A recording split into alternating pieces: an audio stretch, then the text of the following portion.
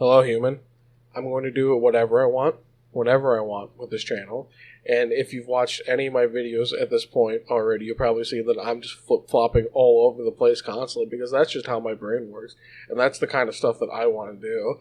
So some things might be unfinished, some things I might not go back to. It all depends on how I'm feeling that week. So I thought it'd be fun to do a top 10 list for my favorite fighting games. And I have quite a few ideas I want to do with this for other topics, such as maybe individual fighting game characters. I'm also really into JRPGs as well. Those are like my top two favorite genres for video games, fighting games and JRPGs. I love both of those. I love music too, so maybe I'll talk about different like albums and stuff I really like, or something like that, or whatever. Honestly, it all depends on how I feel. And personally, like I love watching people's top 10 lists or whatever list on their favorite like fighting games, their favorite RPGs or whatever. You really can like kind of suss out a person's personality and their likes and interests and stuff from telling what aspects of certain media that they enjoyed over others. And I always find those lists super entertaining, even if it's like a channel I've never watched before. If it's like a genre I'm interested in, then it's really fun to see what other people are saying about this, especially maybe people that aren't as into the same scene as you are or whatever. But I'm getting ahead of myself here. So I was thinking about it this morning. I'm like, this would be an easy and fun idea that I want to do. I'm like, this will take me no time at all to like come up with a list and do something with it. But then I realized how hard it really is to even narrow down 10, because I'm deleting games and reshuffling them when other things I'm like, but this definitely deserves to be up there, and I love this game, but it's like then something else comes to my head. I'm like, oh, but I can't leave that off of here. So for example, as a spoiler, I was gonna put Grand Blue Fantasy Versus on here. That was gonna be my 10th entry or my first thing I'm gonna talk about, but then I thought of something else. And I'm like, well, I can't reasonably if I'm trying to be critical about what I enjoy, put that over such and such game, even though I love it to death. So that's the other thing I'm going to explain too, that I'm not going to be talking about these in the sense of just what is good to play right now with like online play. I'm not really taking that into consideration. Obviously, it has a little bit to do with why I enjoy some things, and especially nowadays, good netcode and rollback netcode is like a must.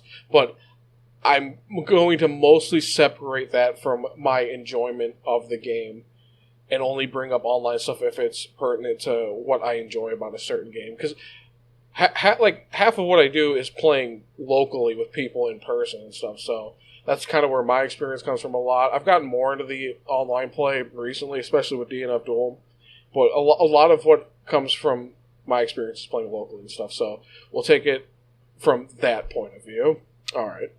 So I'm going to take it from bottom to top sort of listing. That way I can leave number 1 to be at the end and start with my number 10. Now, this doesn't mean I don't like certain games or other games are definitely better than others. This is just like me for funsies trying to like be like, all right, if I really had to pick and I had to rank these, because I do want to rank them just for the fun of it, where I would put certain games over other ones. So we're going to start with my number 10 pick right now, which is Samurai Shodown 5 Special. So this was very hard for me to pick because I both like the new Samurai Shodown, the one that's like on PC and Switch and stuff.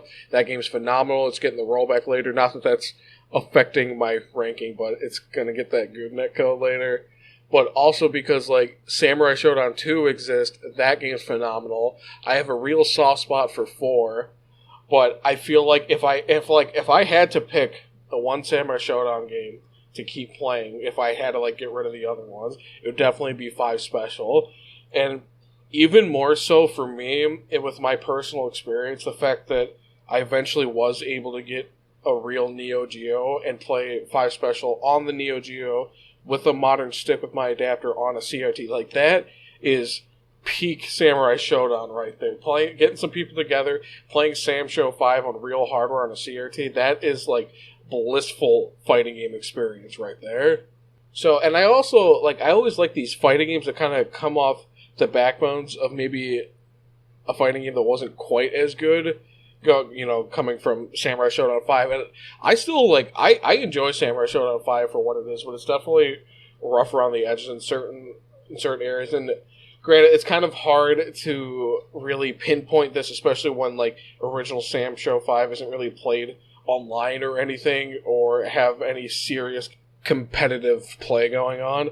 But from what I've played, I feel like original Samurai Shodown 5 isn't really well balanced or anything, but the sprite work's really good. I like the new characters a lot. The Tokugawa, I believe that's what he's supposed to be based off. The dude with the yellow robe and the 7 different swords. He is my favorite Samurai Shodown character. So Sam Show 5 gave us something incredible in my opinion.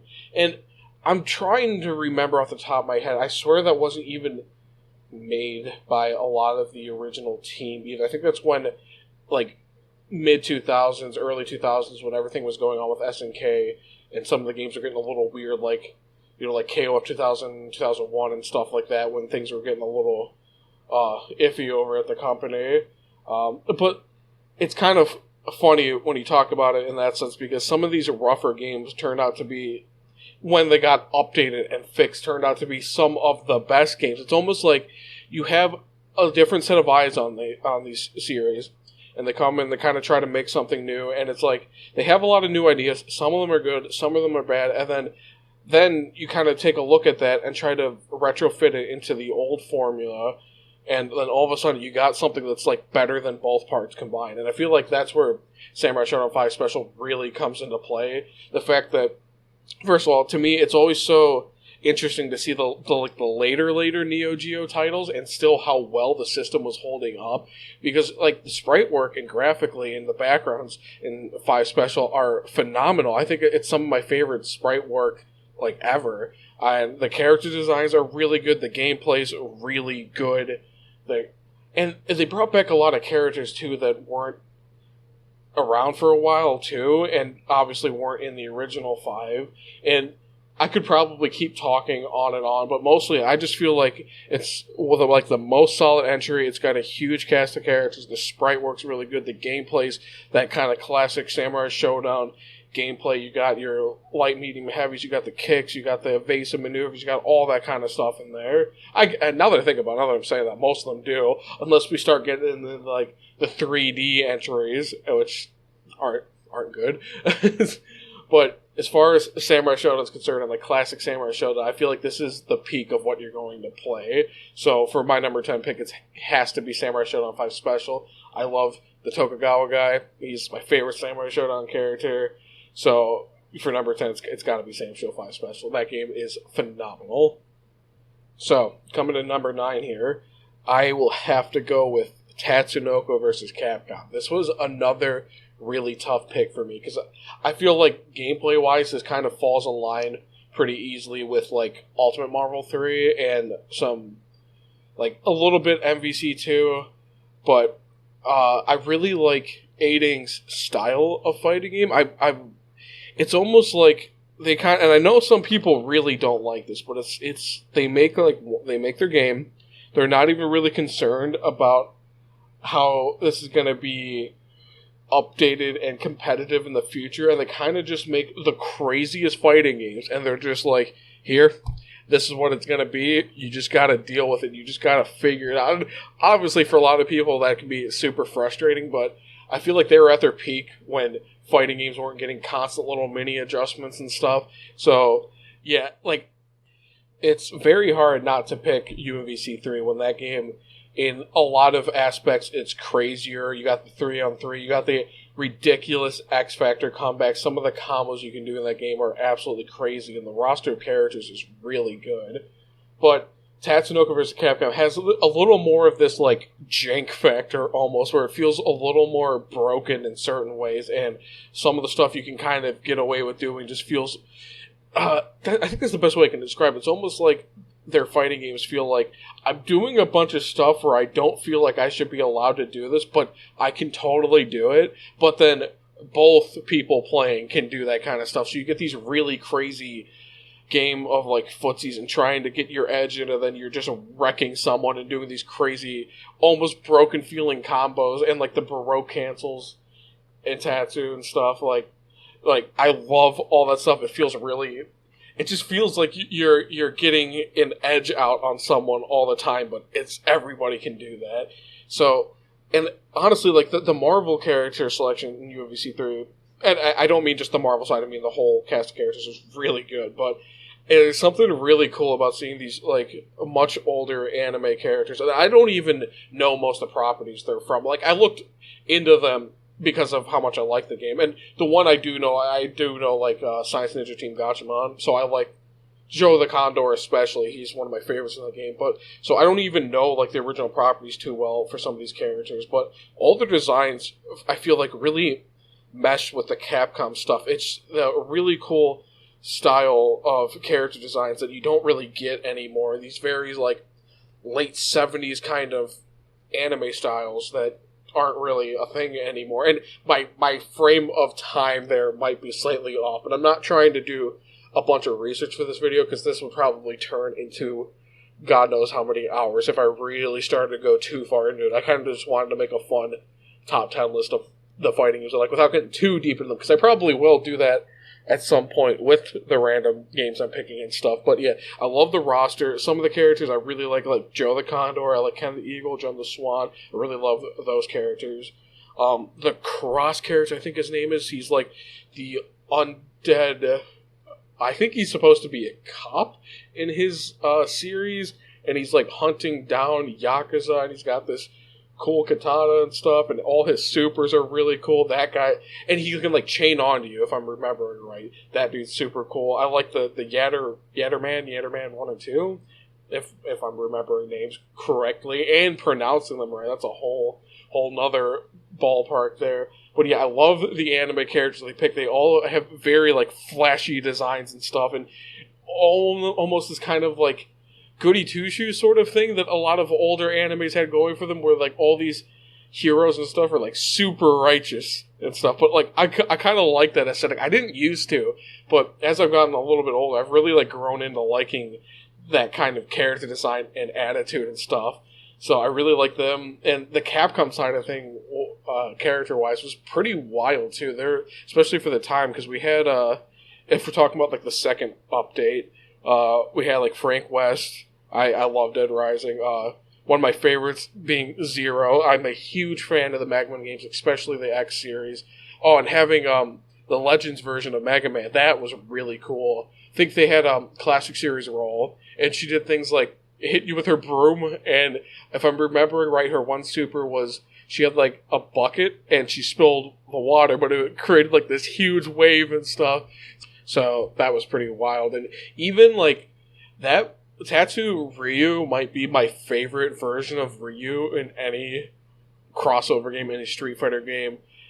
The way his combos function and all his moves are just so free-flowing, it feels super good to play as him in that game. Like, everything just kind of connects with each other super easily and stuff. Not that I don't like normal Street Fighter, but having crazier Ryu in the Versus games, and especially Tatsunoko vs. Capcom Ryu, is like peak Ryu for me, and he is super fun to play as.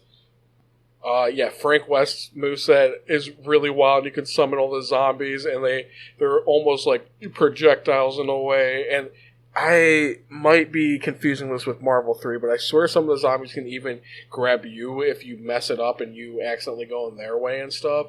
So I'm not going to get too much farther into this, but essentially with how crazy the gameplay is, I love the stages and the music and stuff too.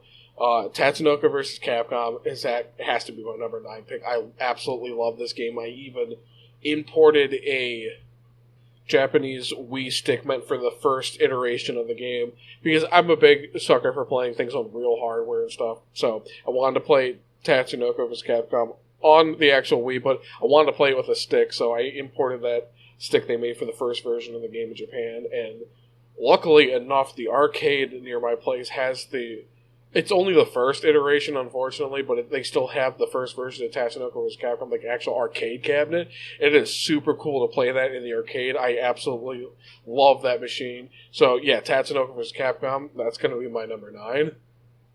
So, moving right along with it for my number 8 pick, it has to be Garo, Mark of the Wolves. I'm a big fan of SNK games. I love the Neo Geo. I love Fatal Fury. Love Terry. I love Rock, Geese, all these guys. Yeah, Mark of the Wolves, to me, as far as pre-HD sprites, I think if I had to pick like the best sprite work that was pre-HD, it has to be Mark of the Wolves. This game looks absolutely crazy for still being on, at that point, like the definitely aging Neo Geo hardware. The sprite work and the fluidness of the animations are completely crazy, and the backgrounds are really cool too. And having like, I think Garo Terry is the best Terry design. Like, it's no wonder we got that costume for him at 15 as like a pre-order bonus and stuff. I think people really love that design of Terry, and obviously Rock Howard, one of the coolest fighting game characters. We got the debut of Rock Howard in that, and like some of the, I liked the super edgy dude with the red hair. Oh, Freeman. That dude is like just 90s edge, and I absolutely love it. You know, that guy is super fun to play as. Oh, who else was there? The bosses were fun to fight too. I really liked Kane specifically. I thought he was really cool because I think he was supposed to be like related to Geese somehow, and his moveset's really cool to fight against and stuff. I wish there was a little bit more of a balanced version you could play as, because that would be really cool. And now that we have that announcement that they're going to be doing a new Garo, which is absolutely crazy. It'd be really cool if we got like a balanced Kane that we could play as and have like fair matches with him. I'm getting a little on a tangent there, but I really like the top system too, where you can pick where you will essentially have more options in your health bar. I think that system's really fun to try the different options out and see what fits how you're playing the best. I love the top system. I love the character designs, the movement.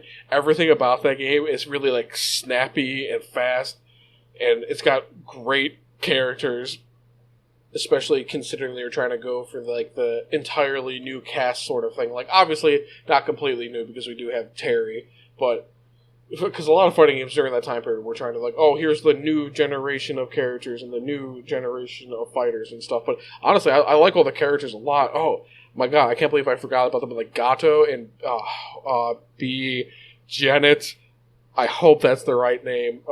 They are really cool. It was really awesome to have them back in KOF 15 with Rock as well. Those characters are super cool. I especially love Gato. He's really fun in that game. So yeah, I feel like they're the ones that really nailed. Not that I don't like Third Strike. Well, and again, that's the third iteration of Street Fighter 3, though. I feel like Mark of the Wolves for being like a reset on Fatal Fury absolutely nailed it the first time they tried to do it. I mean, granted, we're getting the sequel now, but hearing about all those like leaked art assets from Garo 2, that pains me every time. I'm like, man, we almost would have gotten an actual straight up like 2D sequel to Mark of the Wolves, which often when I'm trying to think of like, hey, what's the best fighting game ever, one of the first things that does pop in my head is Mark of the Wolves. But I have to order this list in more of a practicality kind of way, because I do think there's games I enjoy more than Mark of the Wolves. But if someone told me like, hey, I think Mark of the Wolves is the best fighting game to ever exist, I wouldn't bat an eye. I'd be like, yeah, that's a totally fair opinion. I could see why anybody would say that. And going back to like what I said about Samurai Shodown 5 Special, finally in my like adult life, being able to play Mark of the Wolves on a Neo Geo, on a CRT is, again, that's just one of those things. That's like peak fighting game right there. That is some of the coolest fighting game experience you could have, in my opinion. So Mark of the Wolves has to be at least my number 8, and even that feels a little low, but there's just so many other things I really enjoy about fighting games. So for my number 7, I feel like this is the one that if anybody watches this, they're going to be like, whoa, slow down, I don't know what you're talking about. Especially since it's a new release. It's only been out for like a little over 2 months, I think. But DNF Duel, I am putting it above Mark of the Wolves, and I fully expect someone to have the pitchforks out for this one. But DNF Duel, to me, and this goes back to the whole Tatsunoko versus Capcom thing to me, it feels like a fighting game that came out during that era. It feels like a lot of the funny games we have nowadays, and while I love them a lot, they are like the most polished, balanced fighting games where everything is completely fair and everybody kind of gets an equal measure to try to get their toolkit in and try to do what they want to do during the match, which is that's definitely the better way to design these games. But DNF Duel feels like it comes out of an era where like we're gonna make one version and you are going to play this game and you are just going to figure it out. And I love the whole concept of, to me, the best way I can describe this, it feels like you're playing Samurai Showdown, except there's more of a combo focus, but it's like as soon as one person wins neutral, half your health bar is gone.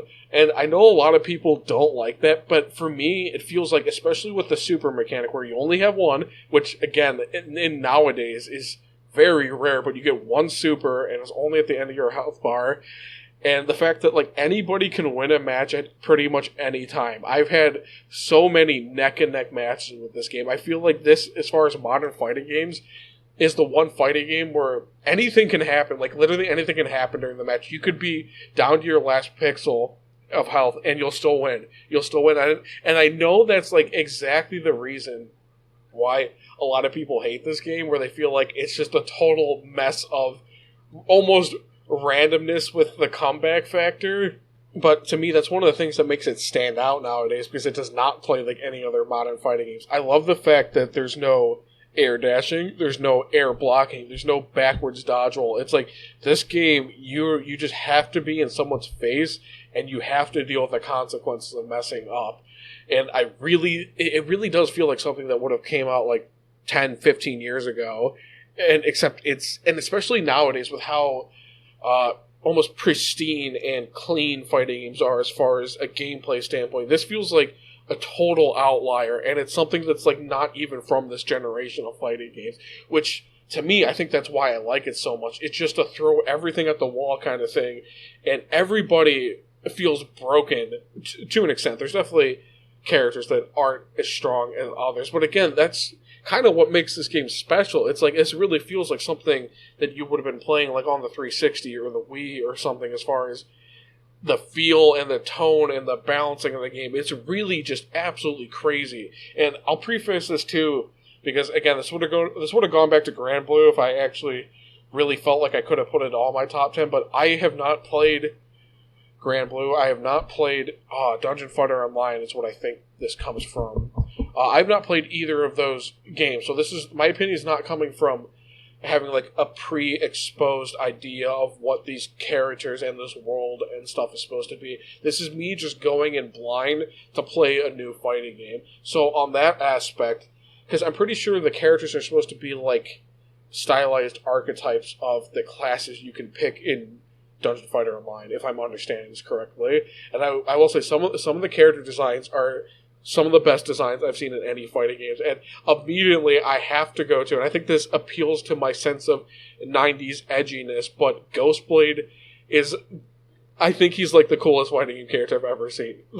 His animations, his weird ghost thing that he summons and can swap places with, the fact that he's like, he's using a katana and stuff. It's like, take like the most edgy 90s anime character, and that's what Ghostblade is. And he really appeals to that like kid in me, as far as like what is just viscerally cool, in the sense that you're going so far over the almost cringe factor of this is way too edgy, to the point where it like wraps back around and I'm just like, no, this is awesome. This is exactly what I want out of a character. But yeah, so I have to at least give it to Ghostblade, because I think he's one of the best designed fighting game characters, and I don't know how that correlates to the original Dungeon Fighter game. But yeah, Ghostblade is amazing, but he's not the only one that I think has like a really cool design. One of the first characters I really fell in love with was the Crusader, and that's what I think makes this game so special to me. These bigger, heavier characters that are more about just big damage but slow movement. I don't play those types of characters at all, but I played Crusader for like a long time when I first started playing this. I could not get enough of this character, which to me was so strange. I'm like, I don't like these types of characters, but DNF is making me love this type of character. And that's another thing I think is so special about this game, is like there's character archetypes I usually just don't like, but this game makes them fun, and it gives them tools to make their kit feel like it works for someone that usually wouldn't play their archetype. Like Grappler, I don't play Grapplers, but he's really fun. His toolkit makes sense for like kind of trying to crack people open. And if I go back to the Crusader, this whole wall mechanic of just making a wall, and the fact that it bounces off as an attack of its own, that is such a wild mechanic that I have not seen in another fighting game. And these kind of like special tools kind of apply to everybody in the cast. Like, if we go to like Striker, the fact that she can chain all her magic moves together pretty much to the extent of her magic meter, as long as she has magic, her combos are being extended. Like, every character feels like they have something that's broken, and every character feels like they have the tools to make their game plan just work, even if you don't like that archetype. And to wrap it all up, like, the little bit I played in like the story and the just trying to kind of absorb the stages and kind of piece what I can out of the world of the game, it seems like really cool. And for someone that hasn't played the original franchise, I feel like I was given a pretty good idea as far as kind of how this world works and how these characters are. And I feel like that's super important for someone that may not be interested in the original franchise but still wants to have some world building and lore for the fighting game you're playing. Because no matter what anybody says, fighting games are always going to be more than just tools. Like, you have to like the character you're playing as. You have to like the backgrounds, the music, the lore of what's going on. It really elevates your enjoyment out of all these games. And there's something about the character designs, the move sets, the stages, the music and stuff. There's something about DNF that has really clicked with me as far as what I enjoy out of fighting games. And it really stands out compared to every other fighting game, like current fighting game on the market right now. It really feels like something that came out like over a decade ago. And I think that's what really makes it shine to me. It's just not like anything else that's out there right now. So I would definitely say, because I've seen a lot of people be very critical of it, and for very good reasons, don't get me wrong. Like, I almost didn't get this game because I was reading reviews and reading what people were saying online. But something I feel like I've kind of noticed, especially this last, like, I don't know, maybe last couple of years or so, it almost seems like, and I'm not like talking smack about any type of creator or reviewer in particular or anything, because it totally makes sense with how the market is nowadays. But like, if you don't find stuff to be critical about, it almost seems like you're not good at your job at reviewing stuff. It almost feels like you're just picking favorites, or you're not able to assess the qualities of games or movies or whatever that aren't quite as good, and you're just kind of, I don't know, for lack of a better word right now, like fanboying over it. And like, to an extent, I definitely understand why people do that, because if you just have like a review of something and you're just talking about how much you love it and how good it is, people are definitely going to call out and be like, well, you're probably not fit to review this then, because you clearly are biased towards it. But to an extent, I feel like that's okay. To me, if I'm, and this kind of correlates to what I'm doing right now, is I just recently got Soul Hackers 2, the RPG, and I've been playing through that. And there's a lot of people that are like, yeah, this game's not that good. The characters aren't good, the music's not that good, the dungeons aren't that good, you know, whatever. And that's totally like legit and fair complaints and stuff. But to me, it's like, okay, does someone that likes dungeon crawling or whatever, does someone that likes old school style SMT games, do they like this game? Okay, well then I'm probably going to like this. And, you know, I'm getting on a tangent here because I do really enjoy what I've played of Soul Hackers 2 so far, and I do want to make a video about that. But this goes back into how I feel about DNF Duel, where I feel like if you're kind of into these more busted, crazy fighting games from, you know, a different time period, and you got, especially if you got some friends and stuff that are really into these types of games too, this might be the most fun you'll have out of a fighting game. I'm glad that I decided to try it out despite what some people were saying, because as far as modern fighting games right now, like the current games on the market, as far as what's newer releases and stuff, what's actively being supported, this is my favorite fighting game right now as far as modern fighting games go. Like, I absolutely adore this game. I've had so much fun playing with it. It's made me, who's someone that's more so of, I go to the arcade and I play fighting games, or I play locally with my friends, like that kind of thing. It made me want to play the game online because of how much I've been enjoying it. And if you've seen any other videos on my channel, you've probably seen that I've been making a lot of videos with different matches and stuff of DNF. This game has really, like, grabbed my attention, and it just won't let go. I cannot get enough of just how crazy this game is. So that's going to be my number 7, and I know for some people, they probably wouldn't even put it anywhere near a top 10 list, and honestly, like, I had trouble not putting this higher. I know it's a newer release, so there's less I can go back and less of a history I have with it, but I think that kind of shows just how good this game is. Like, to me, I feel like this is a game I'm going to be playing for a long while. It's got that kind of hook in it for me that every match in this game is just absolutely crazy. So DNF Duel is going to be my number 7 for this list. So for number 6, we got the real boomer opinion here. So now this was another one that was kind of hard for me to pick a specific one, but we're going to be going with Virtua Fighter 5 Ultimate Showdown. Now, I was really tempted to just say Final Showdown because that's where I've probably put my most Virtua Fighter hours in, but Ultimate Showdown is just a better version of Final Showdown, essentially. The only thing that, like, I really don't like about it is the fact that it's stuck on one console right now. And me personally, I don't touch my PS4 too much. I mostly, like, got things that were only on PS4 for the PS4. Other than that, I kind of tend to use my PC for most things.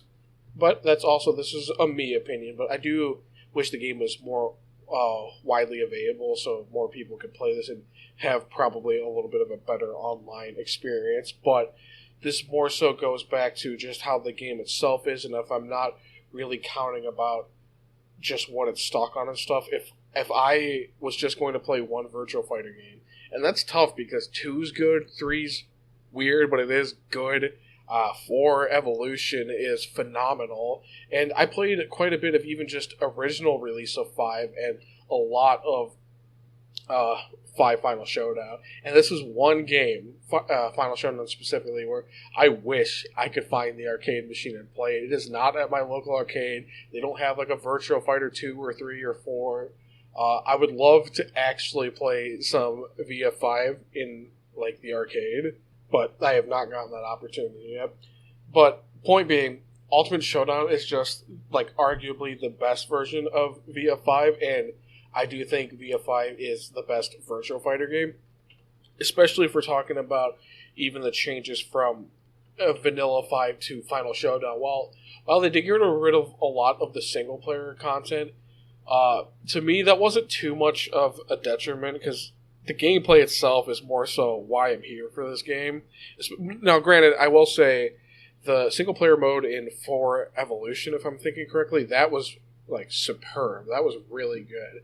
But the gameplay itself in VF5, especially Final Showdown, is phenomenal. This is, without a doubt... Ooh, I can't say that because that might spoil the rest of the list, but I almost caught myself ruining the whole point of this video. There'd be no surprise if I said what I was just about to say, but I'm keeping that in there. Virtua Fighter 5 Ultimate Showdown is a incredible fighting game. It's hard to really start with a game like this because this is something where I feel like if you're just coming into it without having any legacy experience, you might play this and just think it's a really clunky, dumbed-down experience. You'd be like, it's a 2-button fighter with a guard button. Like, there's like nothing to do. There's no nuance to it, and it definitely would feel from the outside coming in like this is just a clunky and outdated experience. But to me, I was playing Virtua Fighter since the first one on the Saturn. I grew up playing all these games, like especially 1 and 2 on my Saturn. I loved the other fighting games. They're kind of using the same engine too. We're talking like Fighting Vipers, Fighters Megamix, Last Bronx, all that stuff. Fighters Megamix especially, that was really, really good for the time. And if we're talking to fighters fighting Vipers, the Japanese version with Pepsi Man as a playable character, I remember playing so much of that. That was such a wild thing. That era of like 3D fighting games with Sega was some of the best, especially their Saturn ports were so good. I played that so much, and even now I have a Japanese Model 1 Saturn hooked up to my CRT with some Brooks adapters to use my modern stick. So now I can like really go old school and still play all these phenomenal ports of these older 3D Sega fighting games. But yeah, to me, Virtua Fighter 5 Ultimate Showdown, it really feels like it's just, hey, this is going to be the best version of Virtua Fighter, but we're not going to modernize it at all. And to me, that's kind of a good thing.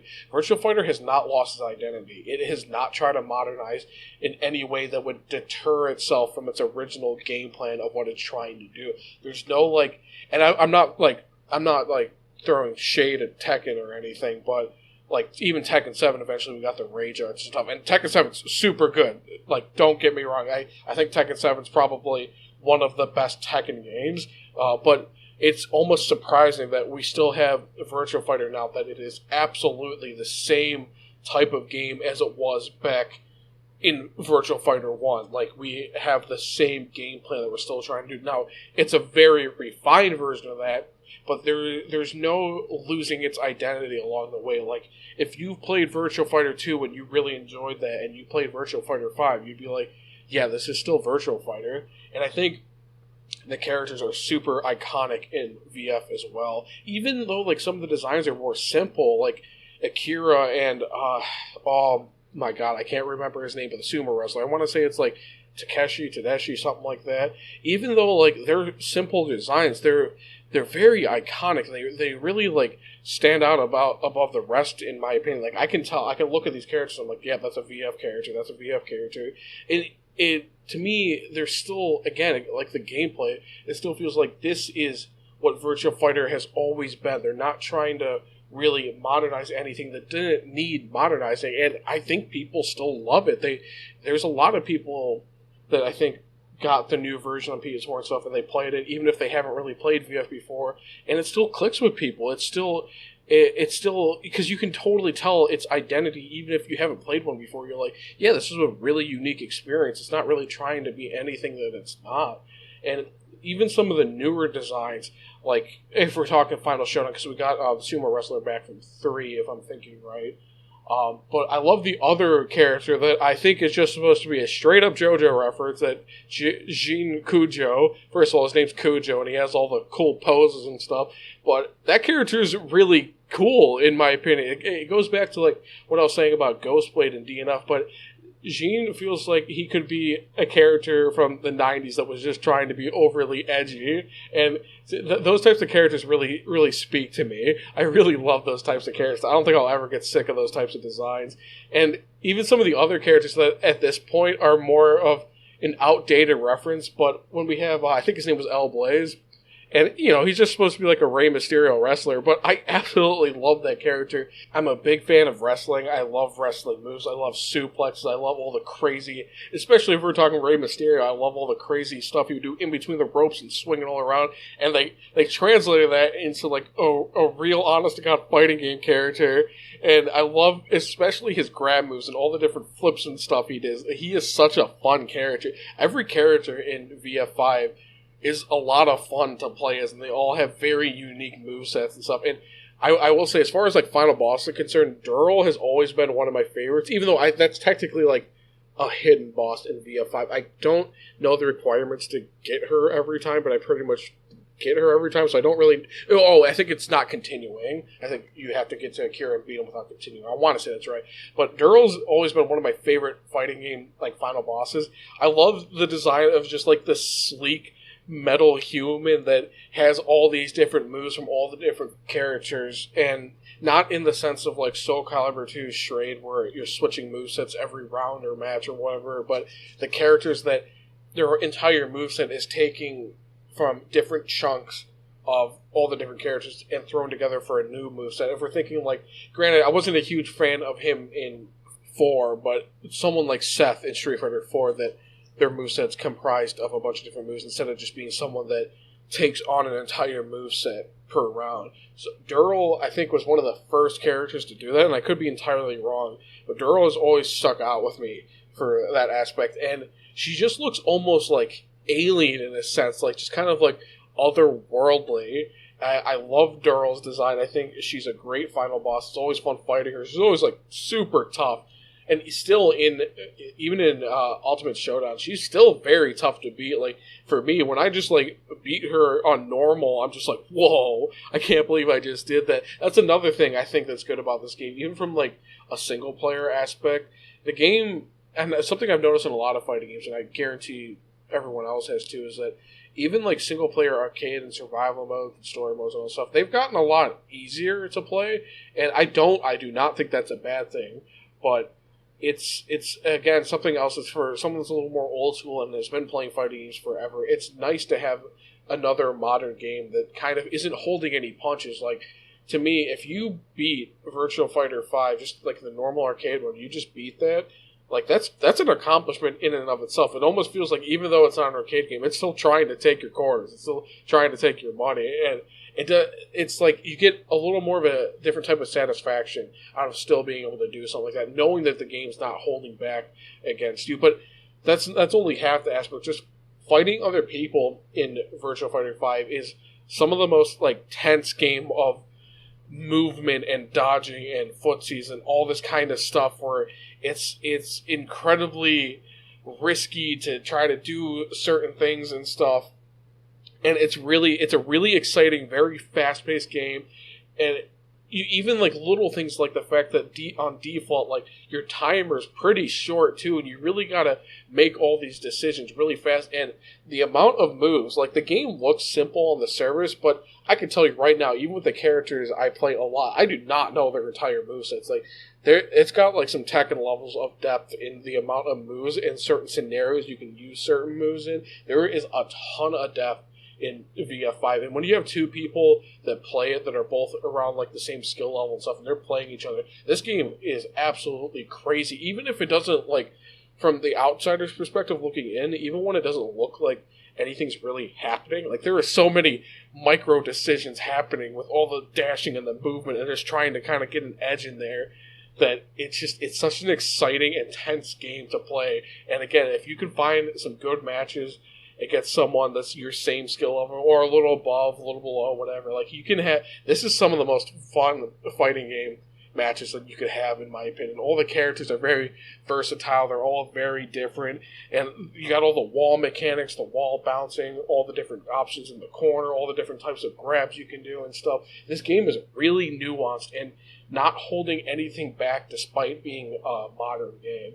So I could ramble on and on about Virtua Fighter. That's one of my favorite series, but I'm going to kind of cap it off there. And I think that's a good summary of the specific reasons I like the game. And not to mention, I have to at least mention the stages. I think all the stages are really well done. They have some of my favorite fighting game stages. Like, I think this was originally in like VF2, and we still have like an iteration of that stage in VF5, but one of my favorites is the river stage, or whatever, lake, whatever it is, where you're on like that wooden raft and you're fighting each other and you can knock people off into the water and stuff. It's such a cool stage to have fights on and stuff. And you have the other ones like, I want to say his name's Wolf, something Wolf, the one other wrestler guy, and his stage is like all snowing, but it's in this almost like wrestling cage, and that stage is really cool. And when you get to the second round, it like all opens up, and then you can have the whole ring out scenario happen too. So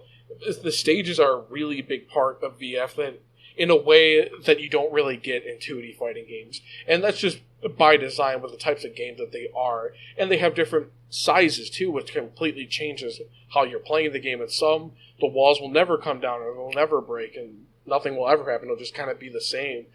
So VF5 Ultimate Showdown specifically, hopefully this game gets ported to other consoles and PC and stuff eventually, because I want more people to experience this game. I would like an easier way to play this game. But regardless of all that, VF5 Ultimate Showdown has to be my number 6. And even just putting it at 6, again, it's like the Mark in the Wall situation where like I feel like I want to put this higher, but I have to be true to what I really like, and if I'm really trying to be critical of things, there are things that I like better, but VF5 and the Virtua Fighter series as a whole always have like a very special place in my heart. And with that, we're halfway through my list already. I can't believe when I started this that I thought this was going to be like a quick 10-15 minute video. I have no idea what I was thinking. I ramble on a lot, and I have a lot more to say, even without trying to research different aspects and release stuff and developer interviews, because I wasn't trying to make this video like 5 hours long, but I could definitely see if I went as in depth as I did with like Dynasty Warriors 9 for each of these games, this video would be at least 5 hours long, and I'm not trying to do that. Again, long form content's kind of my thing, though. I always love that kind of stuff, but I'm surprised that this has even been this long. I have a lot more to say about these games than I thought. And like I said, I'm not even like looking into them or trying to go too in depth with them. It's just I love fighting games. There's so much you can say about them. I'm very opinionated and stuff. So there's a nice little breather while we kind of got the first half of the way out. So with that, we're going to go straight into number 5. And now this is a game for the longest time I would have said, and I was saying that this is my favorite fighting game. I don't think any fighting game is ever going to be better than this. This is the best fighting game, no doubt about it. But honestly, nowadays, just with how I am and the different types of games I've gotten more experience in, even games I used to play that I've gone back to, it kind of has changed my opinion on fighting games in so much of a sense that my number 1 will, for the longest time, for years and years, will be my number 5 for this list if I'm really trying to think about it. Just kind of crazy how much your opinion can change over time, even with games that you've already been playing forever. But my number 5 will be BlazBlue Central Fiction. And so obviously this is just the best BlazBlue game. And I'm not talking about Cross-Tag, because that's just like a completely different game, honestly. It's not really a BlazBlue game, it's its own thing. But it's just the most updated, most feature-rich BlazBlue game. And like I was saying in my intro, for the longest time, I was like, this is going to be my favorite fighting game forever. Like, well, maybe not forever, but you get the sense of what I'm saying. I'm like, I don't understand how anything at the time when this game first came out, I'm like, I don't understand how anything could top this as far as what I'm personally looking for in a fighting game.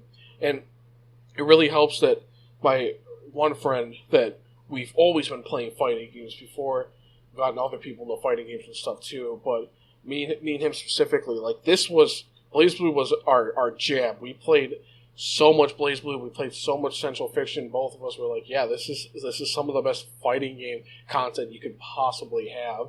So, especially, if you have someone locally or online or whatever, especially now with the rollback update, who's like just as into Central Fiction as you are, like, this is going to be the nuttiest fighting game in some ways, as far as the character roster. And I think this is probably the biggest part of BlazBlue. Every character in BlazBlue is entirely different. None of these characters play the same. You could be playing this game for months as one character, and then you switch to another character, and all of a sudden it feels like an entirely different game. I am like absolutely shocked at the amount of variety in the cast and how different everyone else. And even for someone that's newer, it's not totally impossible to start picking up someone else and trying them out and stuff. That's not so much what I'm saying. It's just the fact that even having a surface level understanding of how this game works, even people that are more playing casually, they can tell that, like, whoa, like, yeah, like, every character really does their own thing, and they have a completely different game plan, and there's really no two characters in this game that are, like, absolutely identical or alike. They're all, like, completely different. And yeah, one of my favorite aspects of this game is the whole drive system and how your drive button is just completely different for every character. Some people, like Hakumen, you got a straight up counter. For other characters like Ragna, you have all his healing stuff on the drive button. For characters like Jin, you got all his freezing stuff. And for people like Relius, it's all, not all of it, but some of the puppet stuff. It's every character's drive button is like this unique mechanic to them, and almost in a retrofitting sense, now that I've been playing DNF, it reminds me in a lot of ways of the magic system, where it's like everybody's magic button in that game kind of has their own twist on it and their own thing that they're going for. And Central Fiction is like that, but like times 10 as far as the uniqueness even one button can have across the board. with everybody. And to me, this is something. This is a type of game where, with how high level the high level is, and I'm not saying I'm the craziest BlazBlue player, but I've been playing BlazBlue since like the beginning. I've been playing forever. Even if I didn't get like super serious about fighting games until, I don't know, maybe like 4 or 5 years ago or so, if even, honestly, because like I've always loved fighting games, but it's only the last couple of years where I've gotten super serious about them. But Central Fiction is absolutely one of the deepest fighting games that you can get right now. You could be playing this game for years and still not understand all the tech and stuff you can do in this game. It is absolutely crazy. And even if we're talking about like BlazBlue as a whole, this is one of the games where I legitimately love this story. It was always fun when the new ones were coming out and trying to get them just to see what was happening even in the story. Like, I love the world they built up for BlazBlue and the characters, and I think Ragna's one of the coolest main characters in a fighting game as far as his story. And we're gonna get a little spoilery here in case you haven't played the story, but the fact that like he pretty much loses all his memories in Central Fiction, and there's that whole conundrum going on, and the whole time loop stuff.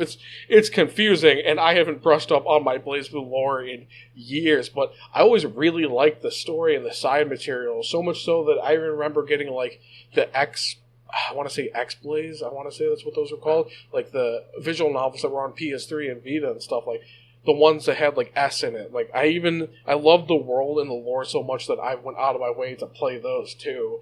So I really love the lore and the characters, and I feel like again, like that's one of those things with fighting games where like the more you can get into and absorb in the world, the more you're just going to enjoy the actual fighting game mechanics, because it's like it's not just a toolkit that you're picking, you're also just picking a character, and you want to like that character, you want to be invested in that character, or you want to, have a character like some of the villains. They're definitely like, yeah, you're not going to be like rooting for them, but they're fun to watch. They're fun to see what kind of stuff they're doing. Like Relius is my favorite character in Central Fiction. He's definitely like, you're not going to be like, oh man, I like him so much. He's such a good dude. But he's fun to watch with how like absurdly cold and maybe not even evil, but just distant he is from like other people and humanity as a whole. Like everything is just his plaything sort of thing. And the thing is, like, every character in BlazBlue is like that, both story and lore wise and gameplay, where everybody is just like their own little island as far as how unique and how much stuff goes into these characters, and they all have different like musical themes, and the music in BlazBlue is absolutely insane. It's no wonder why you can go to like the arcade and find Groove Coaster, and you have different character themes from BlazBlue in there. Like the musical themes are absolutely incredible in BlazBlue, and the character designs are absolutely top notch. The gameplay is so crazy. Once you kind of, again, like I'm going back to once you have two people and you kind of get warmed up and you start playing some matches, this game is the craziest, nuttiest game as far as all these different options you can do and how different all the different characters are. I cannot even describe how many hours I've put in this game since the original PS3 release, from playing it at my arcade all the time, from playing the Switch release to eventually getting the PC release and then playing that online with rollback and stuff. I have put an ungodly amount of hours into Central Fiction, and I still have not had enough of the game, and I don't know if I ever will. Like I said, for the longest time, I would have said, like, yeah, this is my favorite fighting game. There is not going to be a fighting game that is going to be more crazy than this. And yeah, if you, for some reason, have never played BlazBlue and you've never played Central Fiction, because I think there were some people starting to hop on the first time through like the rollback beta and stuff, definitely give this game a try. Try to get some of your friends try to get them to try it and stuff. You'll have an absolutely crazy time. You could play this game all night, like for a first try, and trying all those different characters and seeing what different options you like. There's something for every type of fighting game player, and I feel like even if you're more of a casual fan of fighting games, I feel like there's a lot you could get out of this game. There's a lot of single player stuff. There's a whole story mode. They have that abyss mode. There's time attack. There's survival. I think Score Attack has like some really hard courses that you can play through if that's just kind of more your speed and what you want to do. If you somehow never touched BlazBlue and you've never touched Central Fiction, I would absolutely say like you have to play this game if you're into fighting games, no matter what skill level you're at. If you're a beginner, if you're an absolute seasoned veteran of fighting games, and you have somehow not touched Central Fiction, this could be like your favorite fighting game. You absolutely you owe it to yourself to play this game. I still think I'm going to be playing this game for years to come. I'm going to keep playing it online. I'm going to be playing the arcade version. I'm going to get other people to play Central Fiction. This is one of the best fighting games in my opinion. But yeah, honestly, if I'm trying to be super critical about it and what I currently am enjoying, I will, almost unfortunately, this will be put in number 5 for my current list. So I could go on and on about this game, but I feel like that about kind of sums up my general feelings. It's just that everything about this game is good. You can't really pinpoint one thing. Everything about this game is absolutely phenomenal. The response is very good. It's a very fast game with all these crazy options, a lot of air movement and stuff. This game is just absolutely crazy. Definitely play this game. All right, we're heading into number 4, and this is a very unique and special entry. And if it wasn't for my arcade and the last year or so, this game, I don't even know if this game would be in my top 10. Now, and this is a very fascinating case because depending on what types of games you like, this game goes in one direction or the other as far as you like. So my number 4 is Persona 4 Arena Ultimax, but very specifically, I'm talking about the last updated arcade build and what we now currently have on modern consoles and PC. That modern update completely changed how a lot of this game works. And what I mean by what I was saying earlier is, like, I've noticed a lot of people, because I watch a lot of Megaten YouTubers. I love SMT, I love Persona. A lot of people that are only into the RPG series, and honestly, this makes sense. Like they don't particularly like this game. Not that they don't enjoy it, but a lot of people are like, yeah, I'll play it for a little bit, I'll play it through the story, and then I'm done with the game or whatever. It's not that good. And every time I hear these opinions, and they're totally valid because these are coming from RPG players, which I am too. I both, which is I think what makes this game so special to me.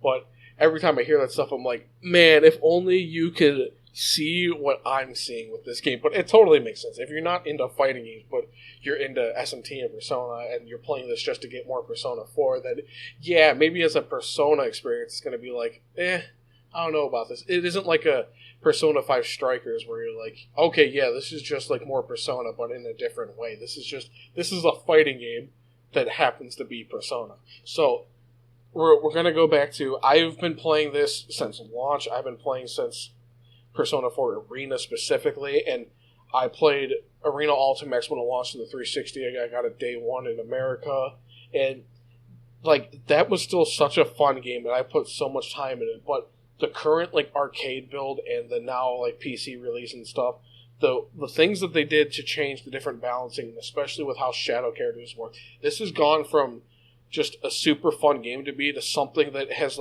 absolutely gone crazy with it. Now with this game, not that it wasn't crazy before, but with the different balance changes and the way shadow characters work, they kind of unlocked this gate for me as far as what I understood with the gameplay and how crazy I can personally take it and all the different shadow cancel stuff you can do. I don't know what to call that stuff. I always call it something different, but the fact that now if you're playing a shadow character, you can cancel your combo with your Shadow Frenzy burst thing or whatever, and you could do an entirely new combo and go into super while you're in Shadow Frenzy, and you can do so many crazy combos with that, where before it was more so reliant on the one more mechanic, but that's also very meter hungry, and not that that's still not in there, but that change alone takes this game to a whole new level for me.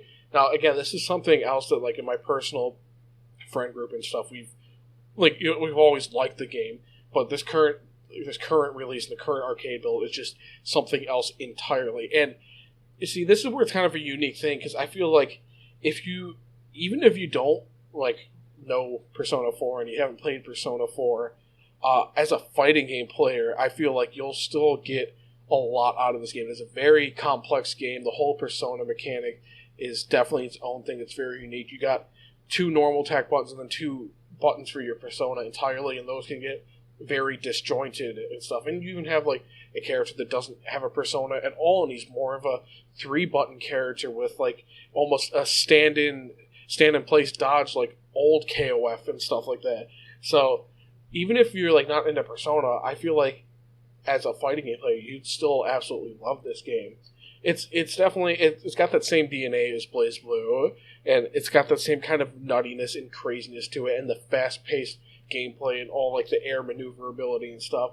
But that kind of turns on its head where I think if you're only into the RPGs, then yeah, this game's you're probably not going to love this. But if you're one of those cases like me where like you love Persona, you love SMT, and you love fighting games, this is gonna be one of your favorite fighting games without a doubt, especially with the current balance and the current build. And again, if you're like into the fighting and stuff, and you're really into Persona 4 specifically, I do think the story is cool. Like, yeah, it's nowhere near on the level of like the original or Golden or whatever, but you do get more time with the characters, and you get a whole new story thing going on. You can play through the original arena story and the current release as like, because it has all the DLC included, and like story wise and stuff. It's gonna get a little spoilery, so if you don't want to hear anything like that, just like kind of skip ahead a while or stop watching the video or whatever you want to do. I'm probably not going to talk about it for too long, so you can probably skip ahead like 5 minutes or something.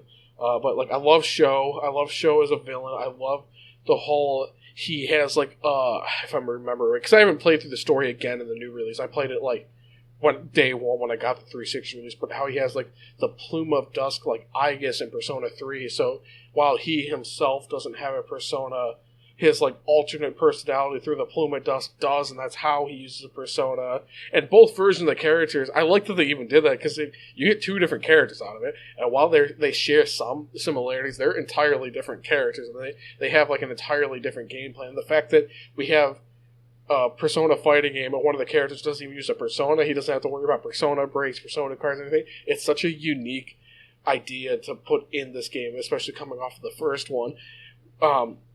So I really like the story. I love episode Adachi and getting more Adachi stuff going on in his interactions with everybody. And like, you could definitely be critical of the writing in the sense where it's like, it's kind of got the same problem that Persona Q and Q2 does, where it's like, these are caricatures of the characters in a sense where they take one of their personality traits and kind of just amplify it, and they're a little bit more surface level. But again, like, if you like these characters, it'll be a lot of fun to play through and get more story and kind of just have a new adventure to see them take care of and see them and interact with, especially in the sense of interacting with Persona 3 characters and getting like updated designs for the Persona 3 cast as like adults, especially characters like Ken. I feel like he's such a cool change from going from like young kid in Persona 3 to now he's like an older teenager, I think, kind of, or something, and he's got Koromaru with him. He's my like favorite character in the game, and being able to do all those crazy like mix-ups with Koromaru separately and stuff like that. But yeah, as both a Persona and a fighting game fan, this is one of my favorite fighting games. There's so much to do too. Now we got the rollback update. The online's like really good. I think it's still only in beta, but the online's super good. I've had really good matches with people. Single player wise too, if you're more so into that kind of stuff, there's a lot to do. Like, there's the whole story mode with all the different perspectives in an episode of Adachi and the original P4 Arena story. There's the arcade mode, which I really like how the ranking system works in the arcade mode, because you play through and your like rank is put up like the social stat mechanics in newer Persona games. So it's, even if you're like kind of only into that, you can kind of try to push yourself and get better rankings. They got all the different difficulty options arcade. And this is one thing that I think is really cool about this game, and it helps kind of get newer people into it. Even in the arcade version, if you go to like your local arcade and you have one of the Nessica Live machines that have this, or a standalone one or whatever, if you go and you play this, even in the arcade, you can select your difficulty. So for people like me, that's awesome, because I can immediately put that on risky, and then I have to try like to make sure I'm not like losing my credits or whatever. But if someone's newer at it, they can put it on easy or safety or whatever, and they can still get this experience of playing a fighting game in the arcade without being overly punishing. And you can kind of pick what type of experience you want, even in the arcade, which I think is a really cool way to kind of try to make sure this is a fun experience no matter what your skill level for this game is. And I do think, as far as like player-to-player matches, like the skill ceiling in this game is high. I've definitely not learned everything, and especially after transitioning to the newer update, once I like found the arcade machine and stuff, that kind of just changes how you're thinking about how you're playing this game. But player to player, the skill ceiling is pretty crazy. I've seen people fought people online that were way better than me. I've seen like people showing off these combo videos on YouTube and stuff that you can do some absolutely wild stuff with, especially like displacing your persona and doing all these crazy links with them and stuff. That game is super nutty in that fact. But yeah, single player wise, you got all the story, you got the arcade. And then one of the coolest modes they have is the Golden Arena mode, where, again, if you're like me and you like RPGs and you like leveling up and augmenting your stats and abilities and stuff, Golden Arena is like the coolest mismatch of those two types of like games. And so Golden Arena, if you haven't played this game or you haven't touched Golden Arena yet, and this is cool too, it's still in the arcade version too, and if you have one of like the NESica cards to save your data, you can play Golden Arena in the arcade. But I'm getting a little ahead of myself there. But so essentially, you got these different floors, and you go through all these different battles, and you get experience, and it's character to character. So you can play through this with like any character you want. They're all got their own separate leveling up and abilities, and you get even different navigators, and they will give you different abilities and have different effects and stuff. So you play through all these matches, and like the matches you fight, like the CPUs, they'll have specific stats and they'll have specific abilities that affect what you can do. And there's even very external ones in the sense where, like, if you press the play button in the sense of like the play recording and training mode button, you can get different healing spells that'll just heal you when you want to, if you like have that button assigned to something, or you'll have stuff that'll negate someone else's skill. You'll have stuff that'll maybe inflict fear on the start of the match. Like all these different like skills, like Persona RPG skills that you can get, and then you can also adjust your stats every time you level up. And if you're like me, you put everything into luck. I like what luck does in this game, though, too, which is cool, that every point you increase on luck, it gives you more experience for every match. But each stat does something different. Each navigator will give you different abilities. The characters themselves will get different abilities as they level up, too. And you get a lot of, like Persona RPG skills, and they kind of fit it into a fighting game formula. And then you fight characters that have way more than one health bar, and they have way more defense, and they have these crazy skills, and there's different like floors that you can go through with Golden Arena. It's a really crazy mode that is so much fun if you're into both RPGs and fighting games. You can sink so much time in this mode. For me, it's like sometimes it's nice, like I just put like a YouTube video on my second monitor or whatever, or if you don't have that kind of setup, you like playing on Switch or something, like like put on like a good story or some music or something, and you just kind of zone out and you play through Golden Arena and you just kind of level up and try different characters and stuff. It is such a fun mode for just kind of like chilling out and still experiencing the game and getting something completely different out of it. And so single player wise, I think even just that, it's super good, but also playing with people, it's really good. This is one of the most well-balanced, content-wise fighting games, in my opinion. Like, it's got something for every type of fighting game player, and I still feel like, to a certain extent, even if you just get this game for cheap, just to experience the story, if you're like an RPG guy, like, as long as you don't spend too much on it, you're probably still going to at least get a good couple hours out of it just to play through the story and kind of see what that's about. But obviously, I don't think that's so much what the game was geared towards. But the sprite work, too, I have to talk about that. I love the sprite work. All the sprites look really cool. It was, for me, when I first played, like, original P4 Arena, it was so cool to see all these characters as, like, 2D fighting game sprites, and really detailed ones at that.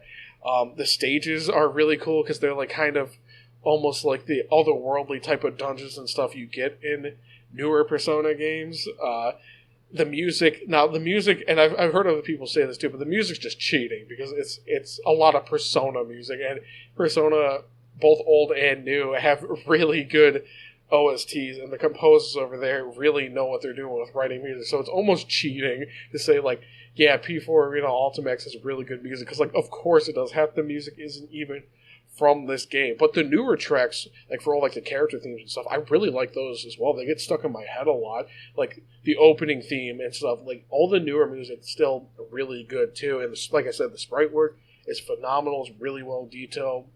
It's cool to see all these characters that were 3D models and stuff now as like 2D sprites, and they really capture the essence of how the characters are, and more so maybe less of how their 3D models were, but it's more like they really capture the more expressive portraits and stuff you get during dialogue, and I feel like it's really good at capturing what they wanted the characters to look like, despite the limitations of what they were trying to do with the game on the PS2 originally. And obviously, character roster, if you're into Persona, and even if you're not, I think there's a lot of really fun characters to play as. And the fact that, again, a little spoilery, but it's a little late for that, but it's cool too to like play as Adachi and play as like the new villains and stuff. And like the new characters like Sho and Labris, I really like them a lot too. And I feel like they really kind of fit well in this universe. Like Sho's one of my favorite Persona and fighting game characters. He's just so much fun. I love all the dumb puns he makes and stuff. I think he makes a good villain in the story, and he has like a whole interesting type of backstory going on. And obviously, it's not like super in depth like actual Persona games and stuff. But I feel like for the purpose it's trying to serve, he does a really good job. And I feel like it was really a step up from Labris. Like I like Labris as a character a lot, but she's less of a villain and more of like a byproduct of what's going on in the P4 Arena story. But like as like an actual character, she's super fun to play as. I love her design, and I love, because I was reading about this a little bit a long time ago, but I love like in the English dub this almost like Boston or so accent they give her, and I really like that kind of character trait of hers. It's almost more so in a sense that it's like very like countryside kind of character. Like I don't know, I like that a lot, and it's cool to see the Persona 3 cast all aged up as like adults and stuff, and just have completely new designs. That's really cool. Obviously, just playing a fighting game with Persona 4 characters too, like being able to like actually actively control like Kanji and do different stuff with him, and it's cool too to see how they like try to fit these characters into fighting game archetypes. Because like you play Persona 4 and you know who Kanji is and stuff, you're like, yeah, he totally would be a grappler. Or like Chie, it's like, yeah, she would be rushed down, and like you, like of course he's like an all rounder and stuff like that. It's a really fun transition if you're super into both sides of things. And like I said, I still feel like I can't really speak from this perspective, but I feel like even if you weren't into Persona, you could definitely still find a character you would like, because their designs aren't like fighting game character designs. They're like RPG character designs, and you tend to get a different type of design philosophy when it comes to that. So you could definitely still find someone I think that you would enjoy, especially gameplay wise. Because again, characters are quite different in this game. I don't think it's like on the level of BlazBlue, but characters are still quite different from each other. And the fact that you have the whole shadow system where a lot of the cast, you have a shadow variant where you can get the different cancels. You can have your low health super at any time, and you have little differences and stuff like that. And the whole Shadow Frenzy meter mechanic where you can spend all this meter all wildly, but then they don't have like the instant kills and stuff, and they don't get 150 SP and all this other stuff. It's a lot of fun to try to kind of pick and choose what you want to do, character wise and gameplay wise, and the fact that they even went the extra mile too, where the shadow characters have different dialogue, and you get like shadow versions of characters that would have never had them, like besides the anime at least, but like having like a shadow Yuna or Kami, like that's super cool to me, and kind of delving into those types of ideas. So like all in all, I think this is one of the most content-rich fighting games. There's so much you could do with it, both single player and multiplayer. The characters are great, the gameplay is great. There's a lot of nuance and depth to the gameplay. The music's great. The stages are really like kind of otherworldly and really cool and unique and stuff. And again, like if you're a fan of Persona and you're a fan of fighting games and you've somehow not played this, again, like you have to play this game. This game is insane. This game's like incredible. And again, like get some friends together, even if they're not super into fighting games or something. If they're just into Persona, get some people together. I feel like this has a very easy learning curve before you get into a lot of the crazy stuff. And just like spend a night and like play some matches, try your different characters that you like from the RPGs and stuff. This game could be a lot of fun, even on a more casual level, like what I was earlier on. But even as a more, I guess, seasoned fighting game player, this game has so much to offer gameplay wise, and there's so much you can do. And I still, like, I'm nowhere near the skill ceiling, and I feel like there is so much new stuff that I could still be learning, and all these different characters I can be trying if I want to like jump ship to a different character at some point. Like, there is so much to this game. It's a super rich game. There is just so much you can do, and the fact that we have the current arcade update on modern hardware is just a godsend for this game. It makes it, in my opinion, like it's an entirely different game at this point. So, without getting too ahead of myself and rambling on too much, my number 4 is Persona 4 Arena Ultimate X, like the current build of it. Alright, so number 3, this is like the granddaddy of 2D anime fighters, at least for me. This is, I think, what really started to get me into a little more of the nuance of fighting games. Now, still not super crazy deep at the time, but I definitely kind of started to see fighting games as something more than I did before. So, we're going to go with Guilty Gear XX Accent Core Plus R. But for me, this really starts all the way back with Guilty Gear X2 Sharp Reload, if I'm thinking correctly. This, I kind of got randomly on a whim back when I had my PSP. Well, I still have it, but back when I was a lot younger and just kind of, I still liked fighting games a lot back then. And to me, it was really cool having some of these newer portable fighting games too. And I've never played a Guilty Gear game or anything up in that point, but I think it was like on sale or something like that, and I just picked it up because it also had like that single player mode, the Guilty Gear Judgment thing. I'm like, oh yeah, there's a lot I could do with this game, and oh my god, did this game click with me like nothing else before. This is the game. Well, I will have to say, like, character designs, music, stages, world. This is the best one. This is the best one.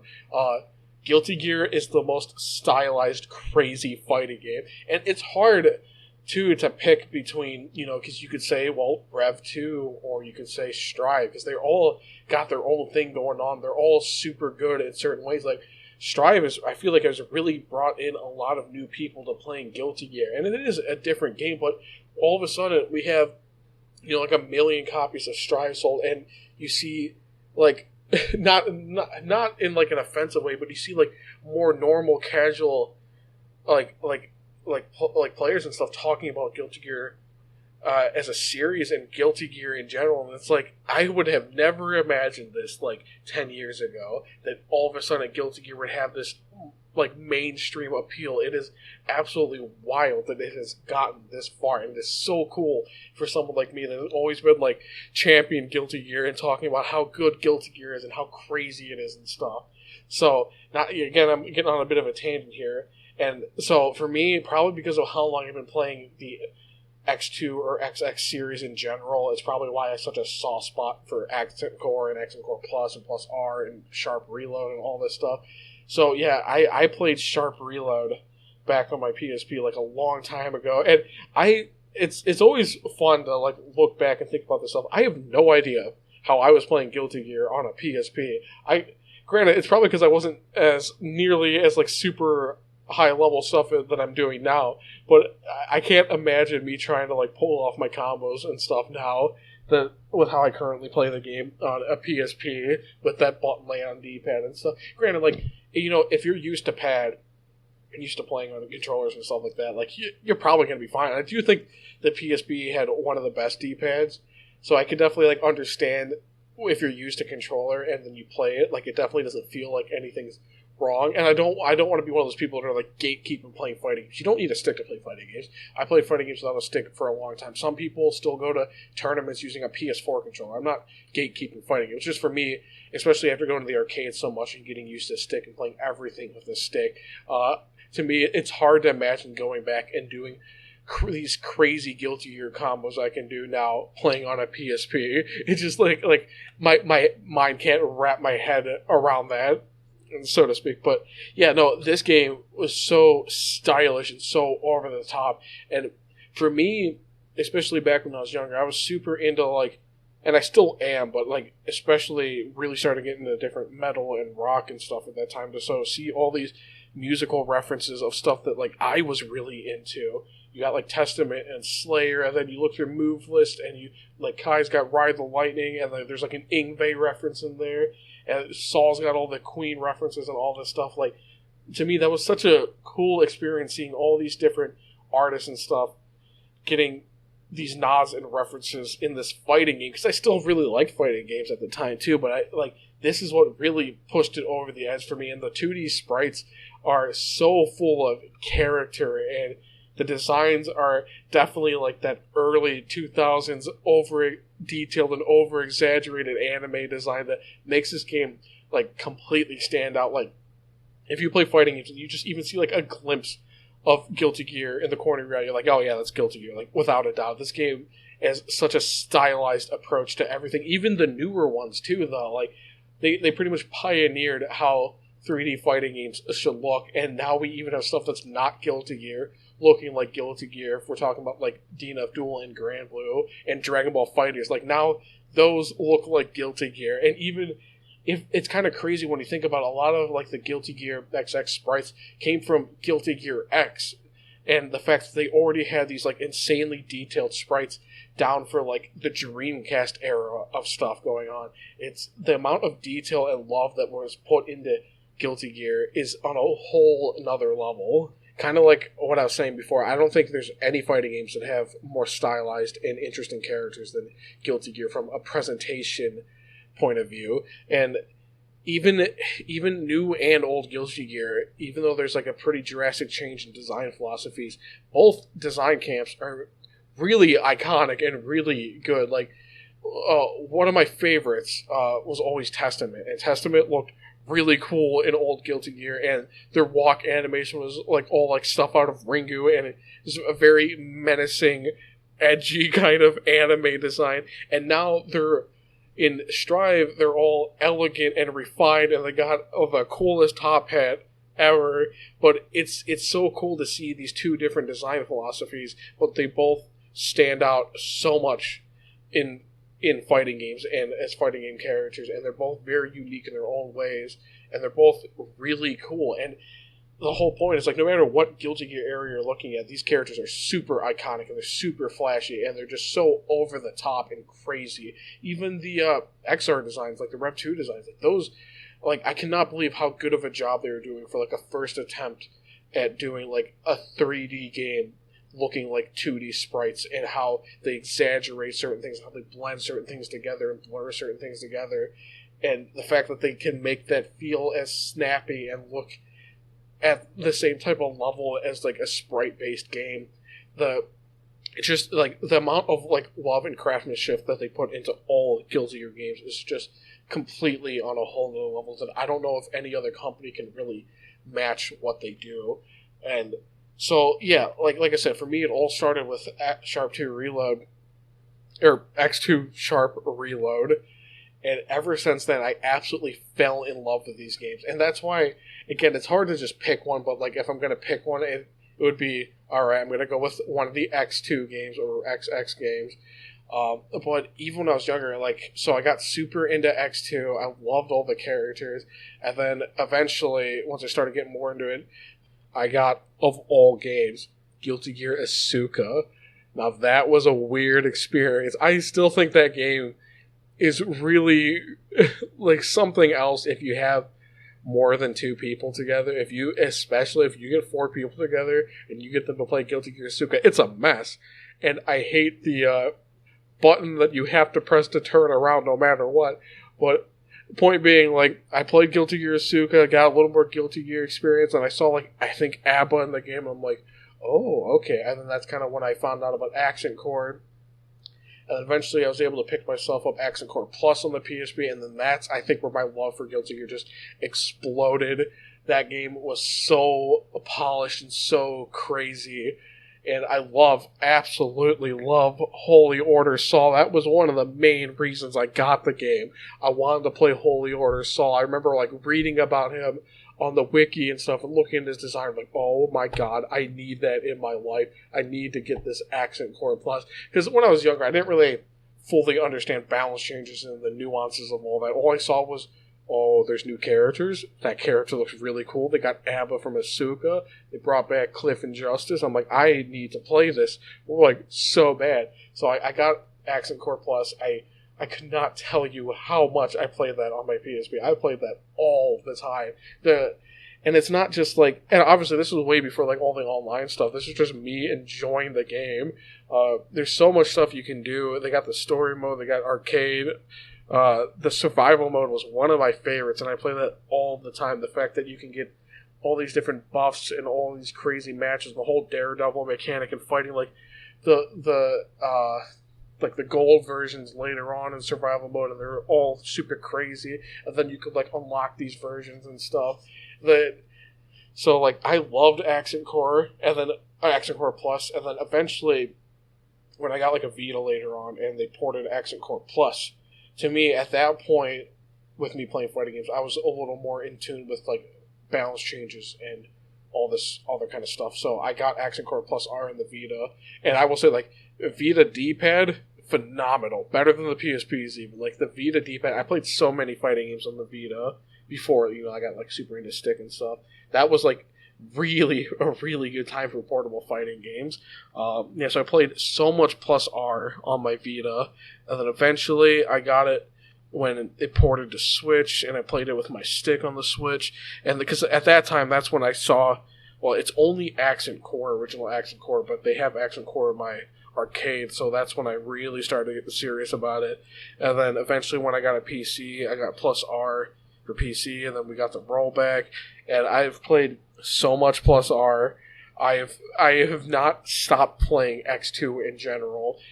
Literally since I started playing on the PSP, I have not stopped playing this game. And even with Strive and Rev 2, I still never stopped playing Plus R. I think this is one of the, and again, like I keep saying this about all of them, but it's kind of just, it's one of the craziest fighting games. It just get like through my list, it just gets more and more crazy. And like Blaze Blue and Persona are really crazy, but Accent Core, or just X2 in general, like that's when like you break this certain barrier of skill ceiling. I am never going to be the best Accent Core player or Guilty Gear, like old Guilty Gear player. The skill ceiling in this game is like invisible. I can't even see it. Watching super high level matches of Plus R is like a whole nother world from other fighting games. This game is like it's not lenient. It's very stiff in certain places, but for me, I've been playing it for so long I don't even notice. It's just I'm so like ingrained in how old Guilty Gear feels. It's like it's an extension of me. Like Guilty Gear, I literally grew up with it, and I've never stopped playing it. It is an extension of my fighting game history. I still play it. I still think it's one of the best fighting games of all time. I don't think anybody could argue that, especially. Now, I feel like maybe for a casual person, it would be... Now, this is where, like, okay, this is going to be a little harder to get into, especially if you don't have, like, a decade of playing Guilty Gear under your belt. Like, this is going to be a hard thing to get into, I think. But I would say if that's the case, like, probably play Strive. But if you're, like, a seasoned fighting game player and you're really looking for, like, the craziest, highest skill ceiling, and you just want a game where you'll never stop learning, like, you have to play Plus R. Plus R is absolutely probably like the craziest fighting game as far as skill ceiling and the execution barrier and how much stuff you can really do, and the whole Roman cancel system. Like there's still stuff and combos that I cannot comprehend in Plus R. This game I do think is one of the craziest fighting games without a doubt. It's like I said, to me this is kind of like there's a pretty big gap.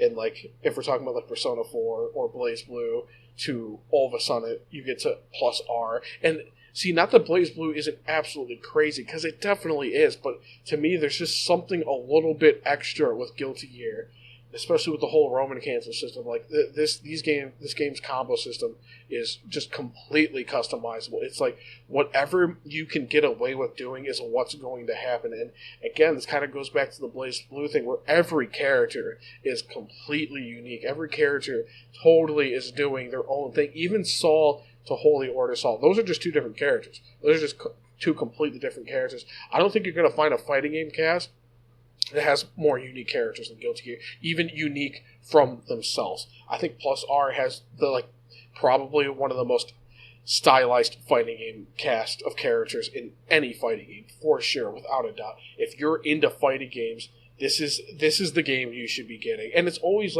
nowadays it's super cheap to pick it up on Steam or whatever. You should definitely be playing this game. And I know as a newer player, this would be hard to get into. And I don't know if I'd recommend it to someone that's more of a casual fighting game player. But if you're into fighting games and you're into the more nuanced aspects of competitive fighting game playing fighting games, you absolutely have to play Plus R. And I'm sure if you do play fighting games, you know about Plus R, you played Plus R, you're probably right there with me singing all its praise as far as its sprite work, its crazy gameplay, its stages, its music. I don't even know if I mentioned the music too much, but the music is the best maybe video game OST, especially if we're talking Strive OST. Strive OST is some of the best music I have heard. Just in general, I absolutely love the OST, but even old Guilty Gear, the music is just all this different rock and metal and crazy stuff, and some of the guitar playing on some of the old Guilty Gears actually insane, and it's really good.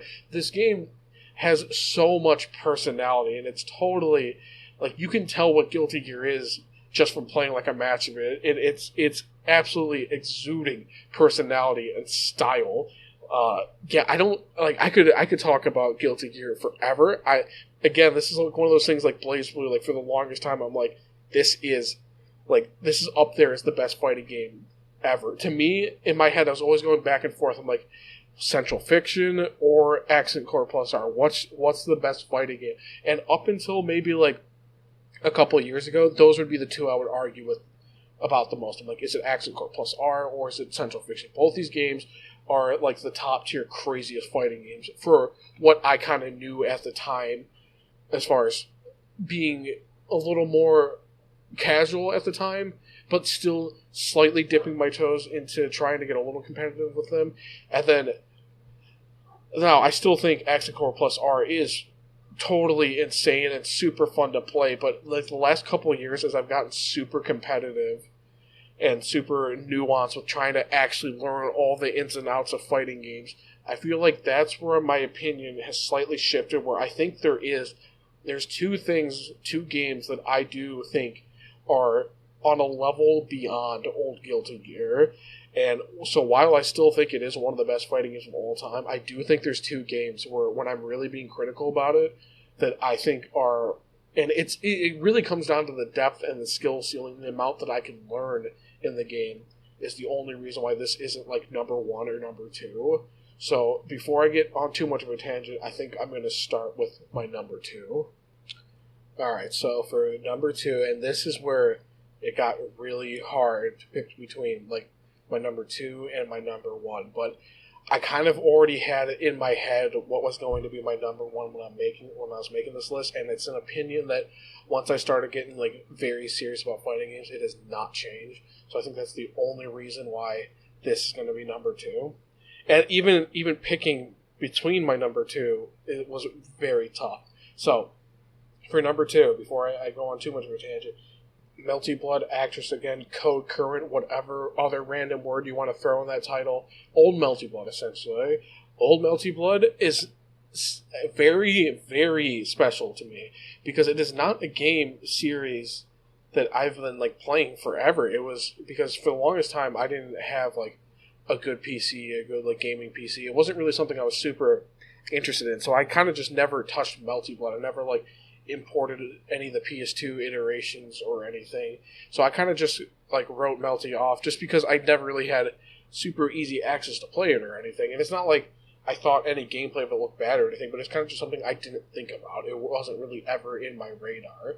And eventually, when I got a decent PC to start playing games and stuff on, before I even got my current one, I knew I could run Melty. And that was one of the first things I played when I got a kind of normalish computer. I had to try Melty Blood out since I was super into fighting games at that point. And I think that's what makes this so different, is because it's one of the long running series that I've got into only as a completely competitive player. Now that could be said with Dean Abdul as well, and I think again that's why my opinion is the way it is. But Melty Blood, again, I've only gotten into this as a super serious fighting game player, and you can tell right off the bat that this is like, I think as far as mobility and options, this is the most crazy fighting game, and as far as what you're able to do in a match and what both players are able to pull off and do.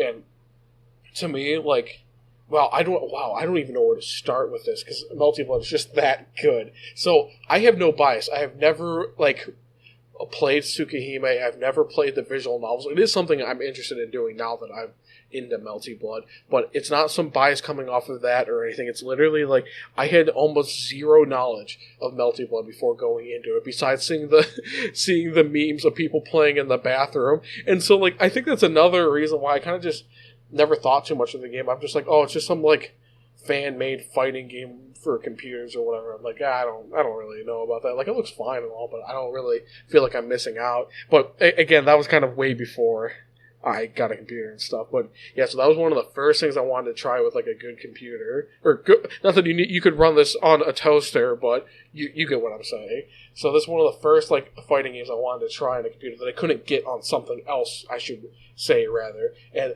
I absolutely loved this from the start.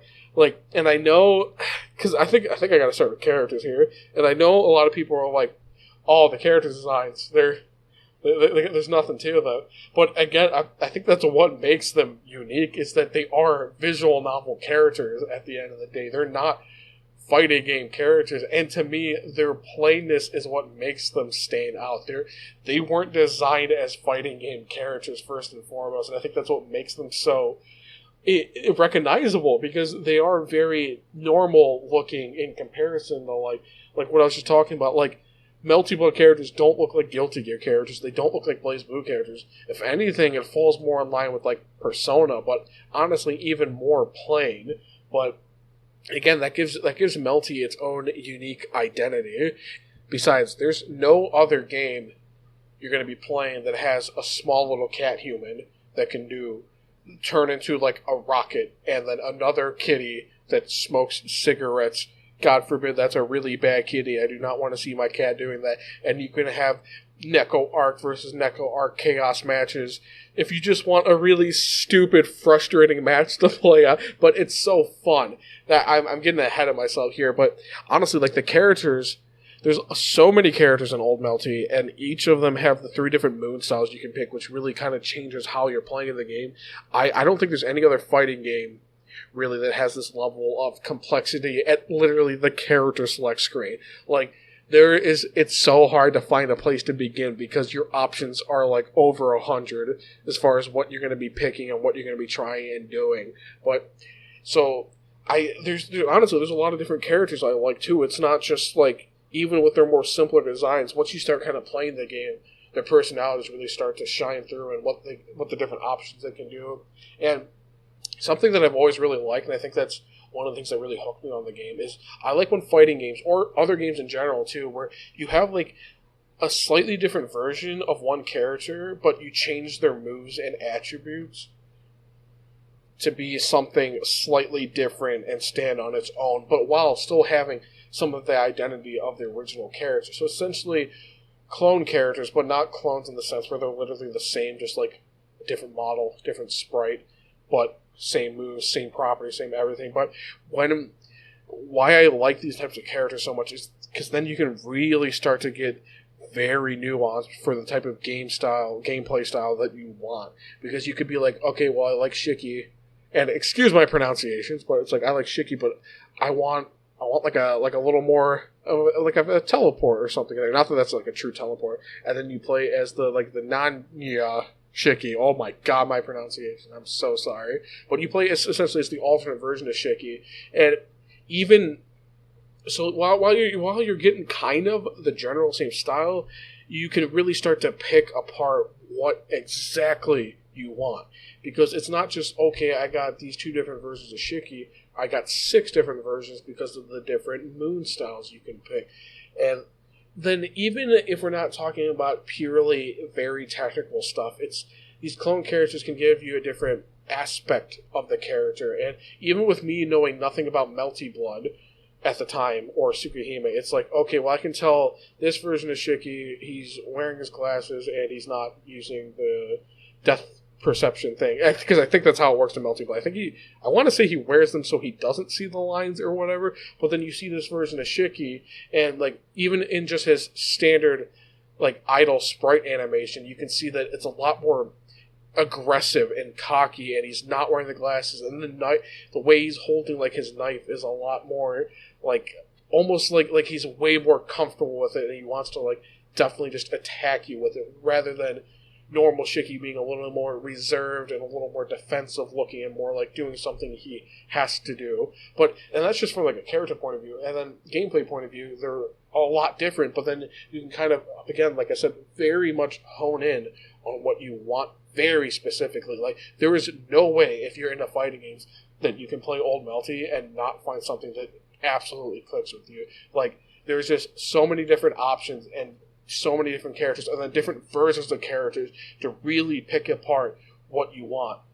So I really like all the different character options, all the different character designs, and the atmosphere of Old Melty Blood is something really unique, and there's almost some aspects that are, I don't want to say like horror themed, but that are very kind of spooky, and like the whole idea of the whole like, because I think they're in some sort of like, I want to say it's like the Tatari system or something, and you have all these different like vampires and stuff, and I think the day that's happening in the story is like contained outside of normal universe bounds or something. Now this is the fun part. If you play like Tsukihime and you understand Melty Blood's story, for the love of God, just tell me what I'm getting wrong here, because I don't fully. In fact, I barely understand Melty's story and Melty Universe and Melty Universe rules and stuff, but it's such a cool setting and tone of the game. It very much feels like in like an old PC game, and it's a completely like Wild West of ideas and characters and kind of how the gameplay works. And that's one other thing that I really like is the stages. The stages are just like almost normal looking cityscapes or stuff like that, but then there's like more demented versions of these stages, but half the stages are just like, okay, here's this back alley.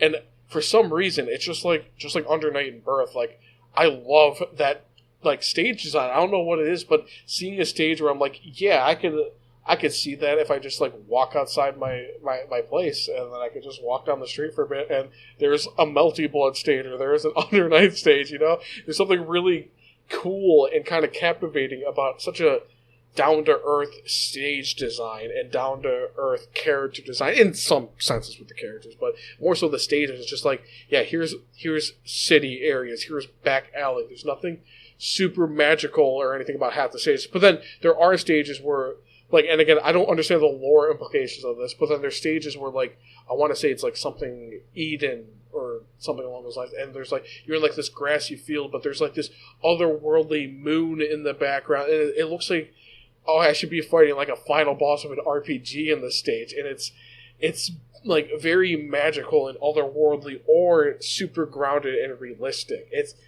But they don't feel like fighting game stages. They feel like, well, probably because of its origins, it feels like this should be like a background of something in a visual novel, and I think that's what makes it stand out so much. And it's a style I really ended up loving after playing Melty Blood. And to wrap it back around into the gameplay a little bit, so I think this is where this game is the craziest. The fact that half of what you're doing in the game is like Arcana Heart levels of, I'm going to be in the air for 50% of the match, but so are you. The fact that there's so much aerial control and you can do all the different jumps and dashes, and the fact that it feels like you have more mobility than you ever should, and that you can still do like 80% of your toolkit in the air, but both people can, and the whole rapid beat system, I think that's what they call it, and the fact that you can start your combo with like a down heavy into medium into light, and then do like standing medium, heavy, light, and then throw a special into a super or whatever, and the fact that you can start combos with whatever button you want, and then you can finish them with whatever button you want in any combination from light, medium, heavy, instead of just the normal Gatling system of like light, medium, heavy, or whatever. The fact that you can get that specific with how you're starting combos for if you need like the down heavy for like the low range of it, but then try to kind of group it back into getting some of the medium and lights into a super or whatever. The game is very freeform and very unique in the level of freedom it allows you to do. And again, like going back to having two people that kind of understand how the systems work and understand all your different options. To me, I think when I was first introducing Old Melty to my friends that play fighting games and having them sit down and try it out and kind of show them the ropes, those were some of the hypest matches and the most fun matches I was having in a fighting game, because the options are like limitless. There's so many different things you can do, and the matches get super crazy, and you're doing all this stuff in the air, and everybody's doing these like insanely long combos, and you got the whole shield system for kind of dealing with attacks and then kind of countering it with that. This game is endless. This game is completely free for it. To me, it's like another level of Guilty Gear crazy, but somehow there's more to it than that. And I'm not saying Guilty Gear isn't like the more complex game or anything, but the amount of options and freedom you have in Melty Blood, it feels like Melty Blood, they're not trying to stop you from doing anything. Whatever you think you can do, you could probably do it. And when two people are playing and they both understand that you can get absolutely crazy amounts of hype just playing with people of like relatively the same skill level.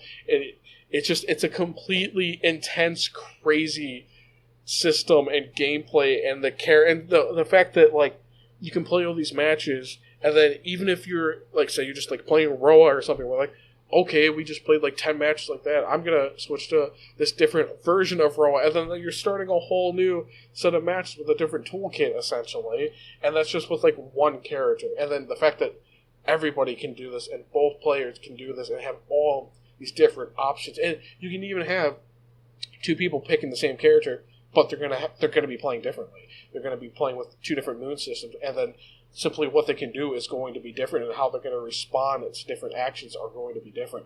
To me, Melty Blood definitely expresses the most like idealistic way for fighting games to handle your moveset, which is there is no limits. There's like, obviously, yes, there are, but the fact that pretty much anything you think you should be able to do is something you can totally do.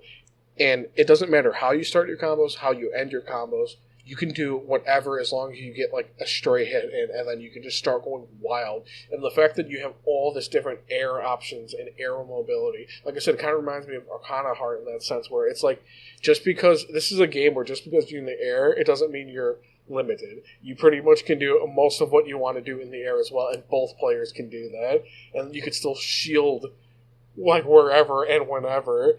So I feel like as far as the absolute like limitless potential of Old Melty, and I feel like even if we're not just talking about my opinion, the fact that Old Melty survived with the community for as long as it did before Type Lumina, and it was still going pretty much off the backbones of like an early 2000s PC fighting game, I feel like that really shows kind of a better articulated point of what I'm trying to make, where like there is something totally unique about this game that you cannot get anywhere else in a different fighting game. There is nothing quite like Melty Blood, and the people that like Melty Blood, the people that understand what it's trying to do, it's going to be like they're never going to stop playing the game. There's like a limitless skill potential with Melty. And to kind of wrap this back around and wrap this up a little bit, because again I could talk about this forever.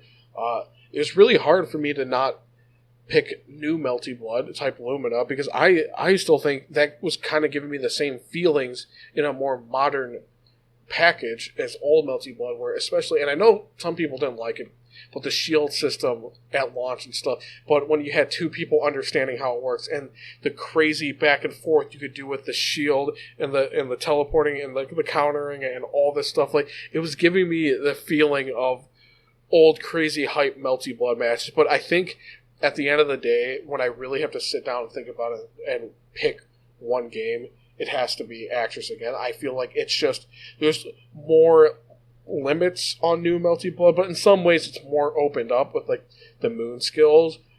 But as far as, again, going back to if I have to pick a game and I'm only going to be playing that game, Axis again is the one I find myself going back to a little more, just for the limitless amount of freedom of what you can do and all the different characters. And, for God's sakes, it gave us Neko Arc, which is peak fighting game design right there. We are never going to evolve past Neko Arc.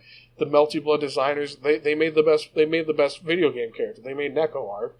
And I don't know what else you want me to say about that, because if they gave us Neko Arc, no fighting game could possibly beat Neko Arc, except this is only number 2, and I'm just making a joke. But I do genuinely love Neko Arc and the crazy matches you can do with Neko Arc, and the fact that we finally got her back in Type Lumina. It gives the game a sense of silliness that we don't have in a lot of modern fighters. Even though like everything's super esports, super competitive, it shows that Melty can still have fun, and still have fun for casuals too, even if you're not super into the competitive side of fighting games. But for old Melty, if you're into competitive fighting games, this is going to be probably one of the best games you can play, especially you get 2 people down, you play some local matches. Well, I think the community version too, though, has a rollback and stuff, if I'm remembering right. But yeah, you just get some people together that are really into fighting games. This is probably going to be one of your favorite fighting games if you're super into the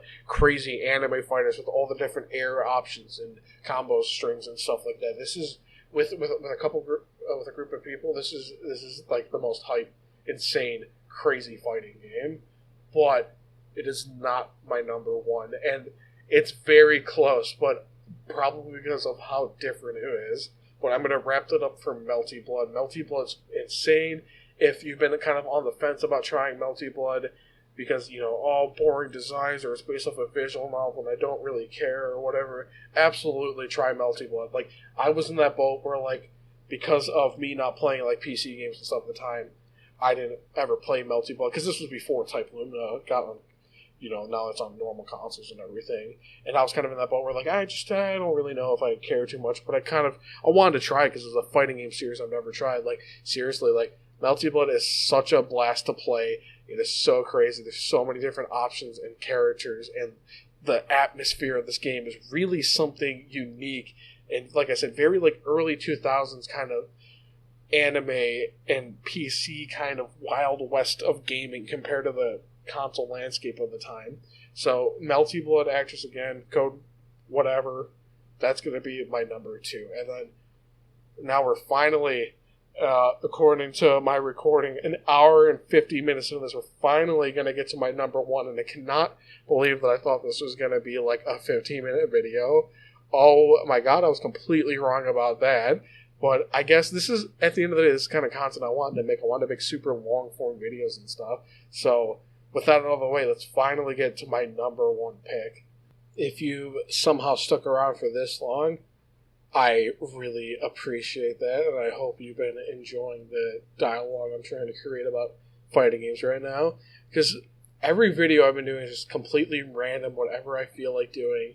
And honestly, I wasn't even planning on doing any like fighting game related stuff, because I kind of already felt like maybe I'm not the expert opinion that really has anything to say about the stuff that's meaningful. But I don't think that's right, because I feel like anybody that plays fighting games at any level, whether it's casual, intermediate, or like a veteran that's been playing for a decade, like you all have like an opinion that's completely important and valid to the type of community that fighting games have fostered, and everybody's going to be having a different experience out of it. And if you're anything like me, you feel like, okay, well, I'm not like Eve already. I can't really have an opinion about this kind of stuff, or I don't really want to show my matches online or make content out of that or anything. Like, I kind of think, well, no, you totally can do that, like, because you are the type of person to play a fighting game. You are playing a fighting game.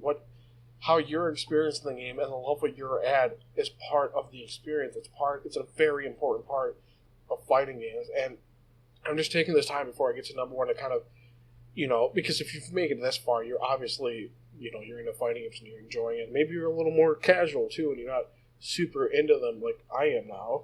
And like I said, like for a long time, I felt like, well, I'm not good enough to have an opinion about this that's worth publicly displaying or publicly talking about, or even like I've been doing for DNF, like showing my matches off or showing my Melty Blood match off. I'm like, I'm not Evo ready. I've only played in like a couple online tournaments.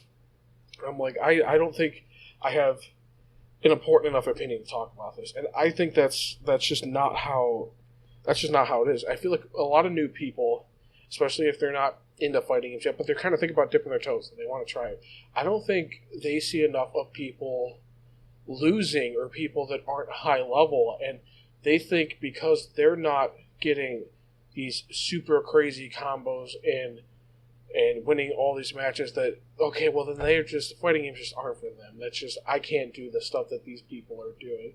And I feel like with a lot of online fighting game content, we're only seeing the quote-unquote good side of it, or only people winning matches and doing crazy combos and stuff like that. And everybody with fighting games are always going to start at the bottom. Every time a new fighting game comes out, you're starting at rock bottom, unless there's like legacy skill involved. But with a lot of fighting games, like when I transitioned to Guilty Gear Strive, when that came out, like a lot of my legacy skill was thrown out the window, and I was just right there on like floor 6 with the rest of the people. Like, just because I played Accent Core for like a decade doesn't mean that all of a sudden I was going to be top tier Guilty Gear Strive player or anything. But yeah, I think it's super important because I've been uploading matches and stuff in DNF or Melty where I lost the matches and stuff like that. But to me, that's a super important part of the experience that I feel like people should see, that you're not going to win every match. It's not about the winning. And for me too, like for a long time, I was in that mindset too, where like, oh, but I need to like win, or I'm doing something wrong, or I'm not going to get enjoyment out of it if I don't win and stuff. But eventually you kind of realize, and everybody's got to get to this point at a different point in their fighting game career, if you want to call it like that, where like you're going to lose a lot. You're going to get, I don't want to cuss, so I'm not going to say what I was going to say, but you're going to get beaten, and you're going to, some matches you might get totally wiped, and someone might get a perfect on you, but it's not, if you're not having fun just playing the matches, then maybe take a break, maybe don't play online, maybe just mess around with arcade mode, because what you want to get out of these games is just the fun of actually playing the match, and the fun of learning new combo routes and learning how to like use the super in a combo or whatever. It's about the aspect of learning and just enjoying the experience as you're doing it, and not about trying to just win a match all the time, because you're not going to win a match. Like, statistically, you'll probably lose more than you'll win, because someone's got to win, but that's like totally okay. And I feel like a lot of new people that haven't played fighting games, they need to know it's okay to, like, hey, if you go online and you lose every match you play, so what? Like, you went online. That's very brave for a new player, and you fought people that were better than you, and you played against them, and you're playing against people that have been playing for, sometimes years, sometimes a decade, but you making that step to try to go toe-to-toe with them and see what they can do and stuff, and you're seeing what you can bring to the table. That alone is worth being like, all right, well, that's really cool of you. That's a really good job that you're able to, try to kind of put aside that you're worried about losing, you're worried about what people are going to think of your game plan, and it's totally okay to just go online and completely, just completely get wiped, get the floor wiped with you, so to speak. Like, that is part of fighting games. That's part of the learning experience. That's part of the fun. If I go online, especially with a game that I'm like good with, and I have people beat me, I'm like, wow, there is so much more to this game than I thought, or like, wow, that idea right there was really cool, or the way he opened me up, or she, or whatever, the way they opened me up during the match, and I didn't see that coming. I'm like, wow, there is so much more to this game that I still have to learn. And I feel like that is, and it's easier said than done, but that is the mindset that a new player should go into with a fighting game. Is like, you want to go in, you want to press buttons, you want to see cool stuff happen, you want to, maybe learn some things. It's not about winning, and it shouldn't ever really be about winning. Like, obviously, winning a match, that's cool, gives you like a little ego boost, but you want to try your best to kind of separate the ego from what you're playing, because at the end of the day, it's just about the fun of the game and the fun of learning and seeing cool characters do cool things. And there's no shame in losing. There's no shame in getting perfect at all. Like, that's even it's cool to even have that experience, to be in a match with someone that's so good that something like that can happen. Don't worry about winning. It's not about that. Just play the game to have cool stuff happen and see cool characters do cool things. All right, sorry about that tangent. I just felt like that's something, especially now that I've been doing some of this YouTube stuff, I kind of wanted to get out there, is, how I feel for newer people trying to get into fighting games and what I want them to see and what I want them to try and just have fun with this kind of stuff. So, tangent aside, we're almost hitting the 2-hour mark. Let's finally talk about my number one pick. So, this was now, I already kind of knew going into what series it was going to be, but knowing what won, well, honestly, I kind of already knew that too, because when I think nowadays, with current me being super into fighting games, there's only ever going to be one answer, and ever since I played this game at a competitive level, this was the only answer. My number one favorite fighting game, and I don't see this ever changing, honestly, truly, would be the King of Fighters 2002 Unlimited match. And it's funny how this all wraps back around to my number 10 with Samurai Shodown 5 Special, with me saying it's crazy how you can take a game that's kind of busted and kind of mediocre in certain areas and turn it into one of the best fighting games of all time. So there's a lot of good KOF. KOF is my favorite fighting game series, so it is tough to not pick certain entries over this one, because I think if I kind of just going off the top of my head, I think 97 is super important. I think 98, both the original and Ultimate match, are absolutely incredible games. I think, no surprise, KOF 13 has the most beautiful sprite work of any fighting game, like the most beautiful graphics, and the gameplay is super fun in that one. It's totally its own thing. And even some entries that people don't talk about as much, like I think KOF 11 is a lot of fun. I think 2003 is really crazy, and like I had a lot of fun with even KOF 14, even if like graphically some of it was a little weird and stuff. And even KOF 15 is like really good, and that probably has the best roster out of any KOF game. You get super important characters from like all the different sagas of KOF, and then you still have like you have a Mark of the Wolves team, and we're like pretty soon we're going to be getting a Samurai Shodown team, which is just, I have always wanted that in KOF. And I remember too, I have this record of the KOF 94 and 95 soundtrack, two different records, and inside of them there's like developer interviews, and straight up in the KOF 95 one they talk about if they had more development time, they were going to put in a Samurai Shodown team. And that was back in KOF 95. And as you probably tell by this list, I put in Samurai Shodown one of my top 10 spots. I love Samurai Shodown. So the fact that that's actually happening in KOF 15 after all these years is really cool. But at the end of the day, if I have to pick one, it's not really a contest. I do think 2002 Unlimited match stands above everything else. Even 98 Ultimate match, I think that's the next best contender if we're trying to be really critical about it, but I still think 2002 Unlimited match is on another level completely. So, like I was saying, it's kind of nuts when you go back and you play 2002 and you compare it to 2002 Unlimited match. Like, these are two different games entirely, and it's crazy how they took the backbone of 2002 and literally, in my opinion, made the best fighting game out of a kind of mediocre backbone. Probably with just how nutty 2002 was is what even gave them the kind of idea to polish that. Because 2002 is there's no beating around the bush. It's a complete mess of a fighting game. But it's not like it's glitchy or unplayable or broken. It's just like there's no direction with the game. It's just they're just throwing so much random stuff at it, and like I said, it was during a very turbulent time with SNK and their games and stuff, where it's a really weird, unpolished, like no direction kind of game. But that doesn't mean it's not fun to play. It's totally fun to play. It's not balanced. Doesn't make sense half the time. But like the idea, there's something there, and I would be really interested to know, because I didn't really look too much into this or anything, and I haven't heard anything one way or another. But I wonder what people back in like 2002 and stuff, and maybe like 5 years after it or so, what they thought of 2002. If they thought, okay, there's something competitive that could be had here, even if it's unpolished. I swear, I want to say the one like bootleg build of 2002, like Magic Plus, I want to say that was really big in like Mexico or something. And I feel like I've heard that before, where they actually played that game pretty seriously. Like, granted, like a modified version of it, but they played that pretty seriously, I want to say.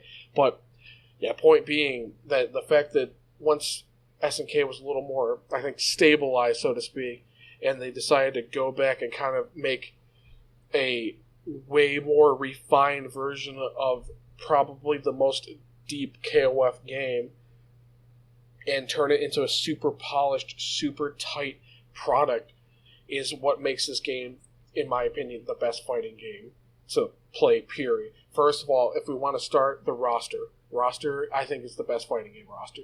Now, what I said about Guilty Gear was still completely true, where I think Guilty Gear has designs that stand out more. But as far as the amount of characters and the amount of variety you can make with the team aspect of the game, nothing touches 2002 Unlimited Match. That game has an insane amount of characters. We're not even talking about like the boss characters that aren't competitive or anything, just like arcade version 2002 Unlimited Match. The amount of different team varieties and the amount of just characters you can play is completely unparalleled. This game has like the biggest roster as far as a super polished competitive fighting game, and I think that's one of the first things that really sold me on it. And I only played this game really when I was just starting to get competitive about fighting games. Granted, like it was a little bit before I started using a stick and stuff, but once I found 2002 Unlimited Match at the arcade near my place, I think that's when things really started to click with me. I think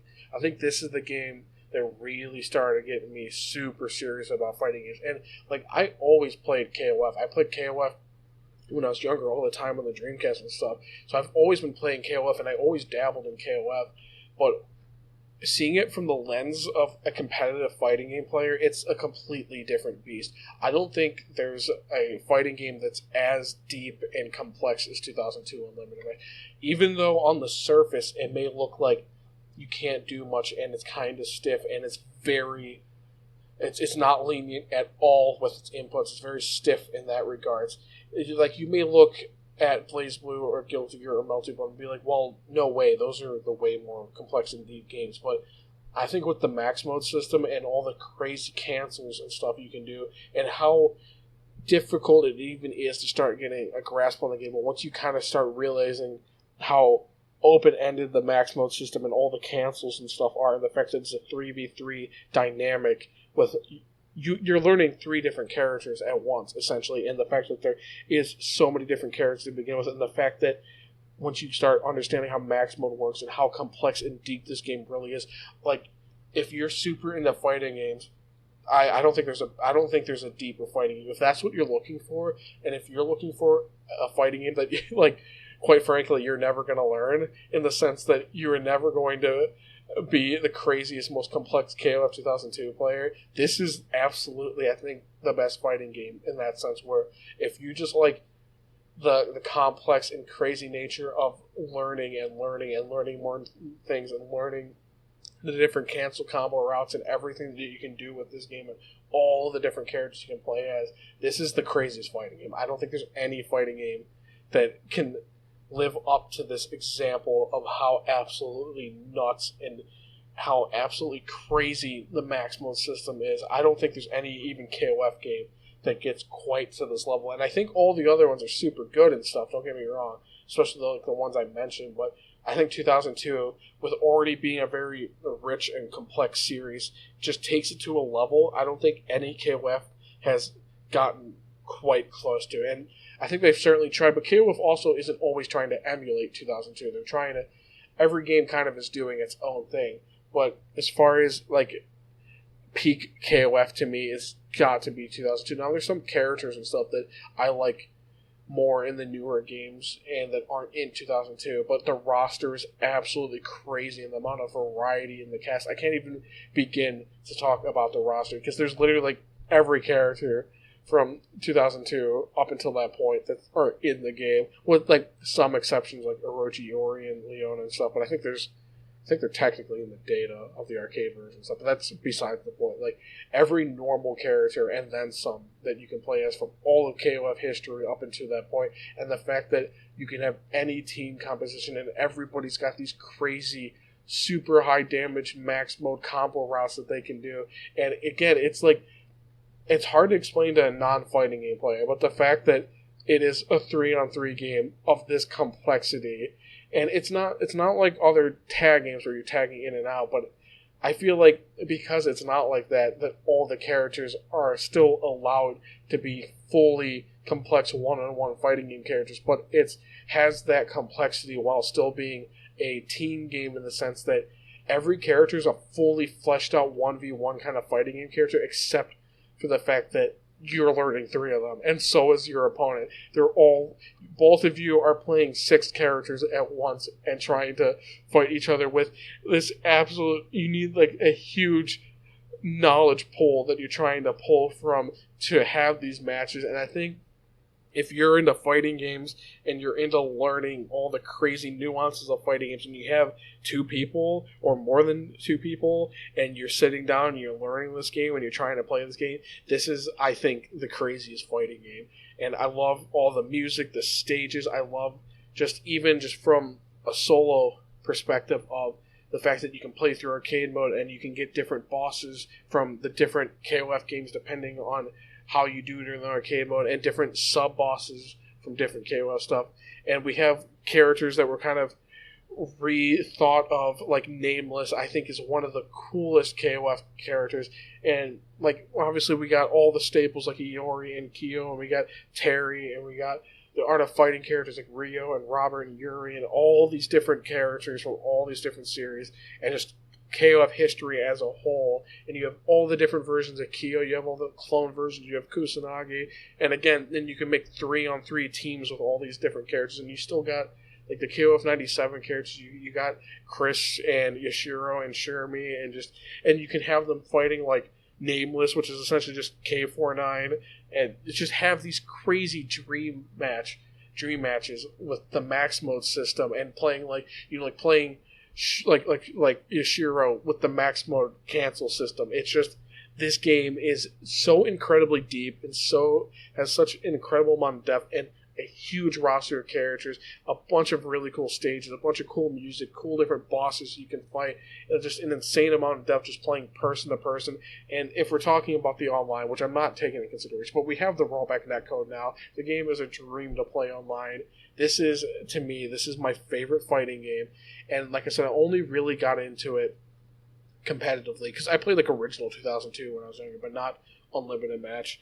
And it was just when I started to get serious about fighting games. And I think that's what made it really click with me, because I was just starting to see the actual depth and nuance in fighting games. And I happened to start doing that with what I think is the deepest fighting game that there is that you could possibly play. And it's hard to put into words how KO 2002 feels to play, because it is just such a rich and nuanced game that on the outside it might not look like that, but once you start playing it and you just go into training mode, you're just learning character, you're trying to learn Terry, and you start learning all these crazy max mode combos and cancels and stuff, and then you learn Terry and stuff like that, and you realize, well, now I have to do that, but with 2 more characters. And then when you have both players doing that and the crazy amount of knowledge that players are putting into these matches, I can't put into words how like exciting that is and how giddy it makes me feel to watch KOF 2002 matches and stuff, and just get other people to play this game with me that understand fighting games. It is literally my favorite fighting game. And I feel like if you play fighting games and you've played all the different games I'm talking about, I feel like you could definitely understand the perspective I'm coming from with 2002 Unlimited Match.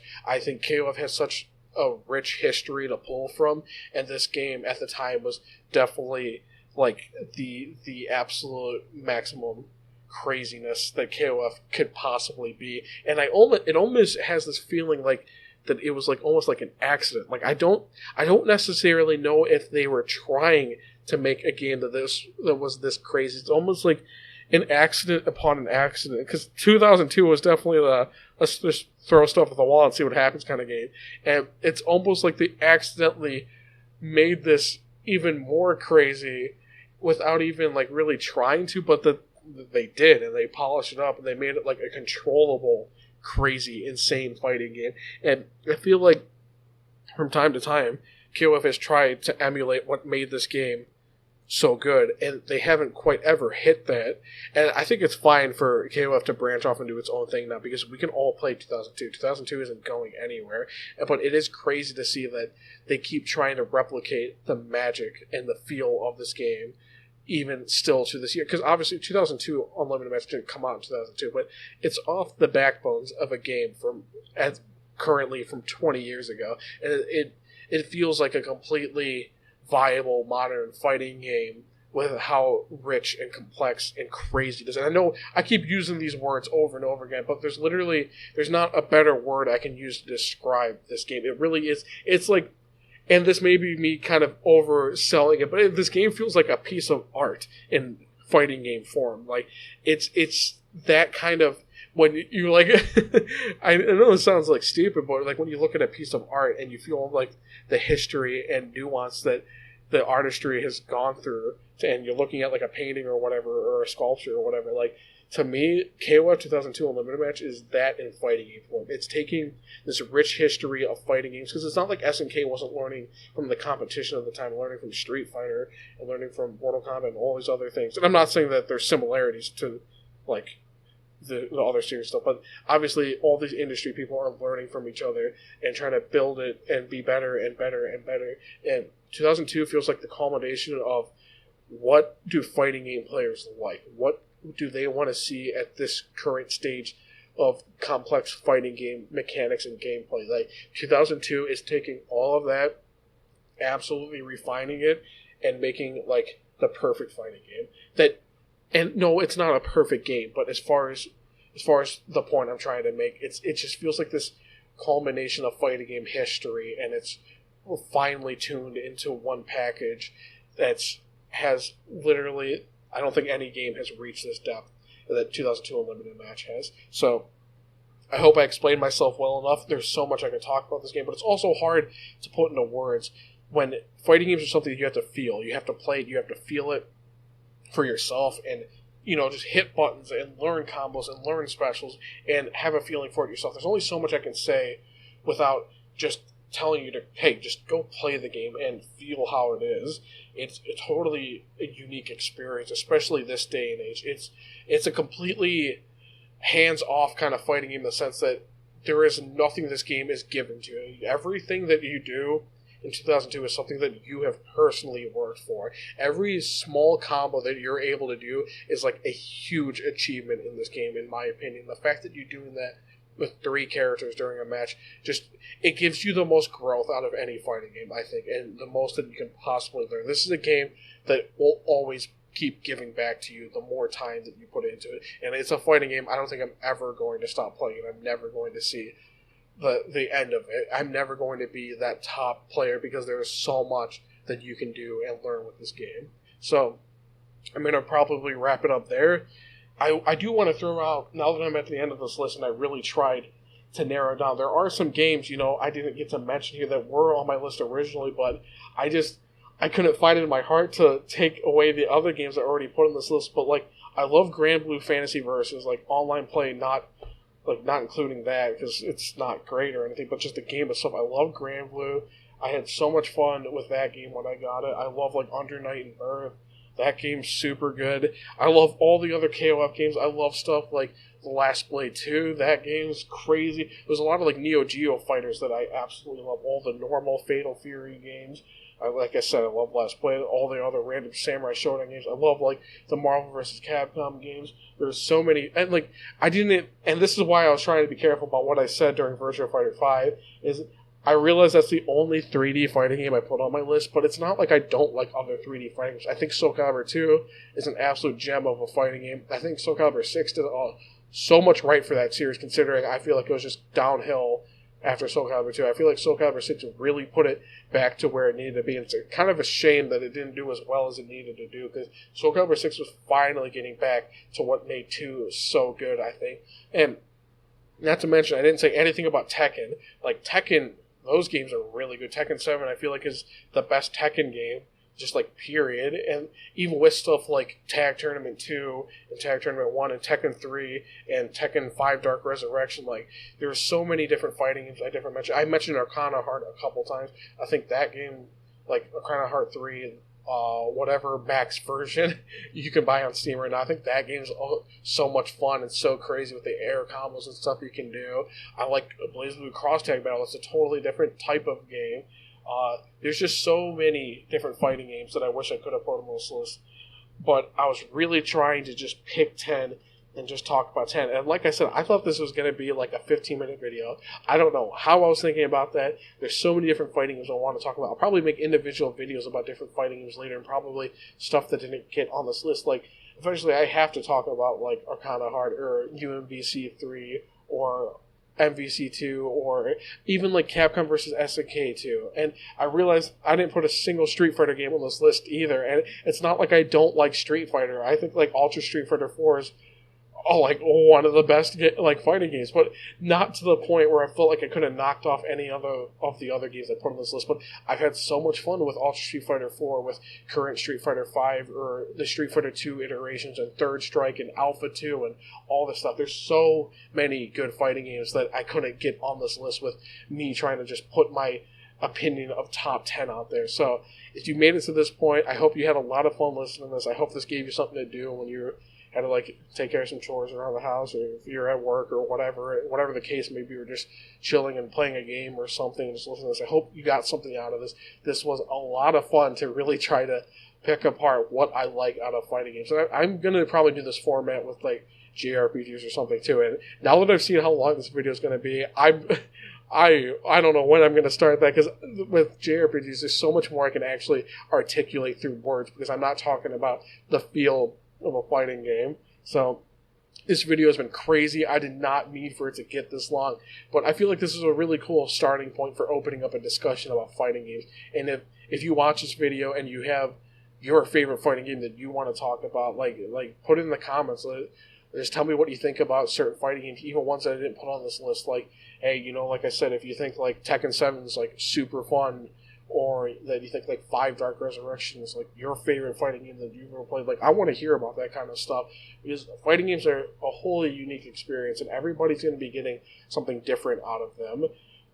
There's so many things that I wish I could have talked about. I love fighting games, and I want to open up a discussion about fighting games, even for people, if you're more of a casual player and you're just like, hey, like I really like Soul Calibur 6, just playing with my friends casually and we're not super like good at it or anything. Like, I want to hear about that kind of stuff too. And I didn't even talk about Mortal Kombat or like Injustice. Because there's the whole casual market for fighting games too. Like, I want to hear about that kind of stuff too, not just crazy competitive stuff. So that being said, I'm going to wrap this up. I really hope you enjoyed this video. That was a lot more.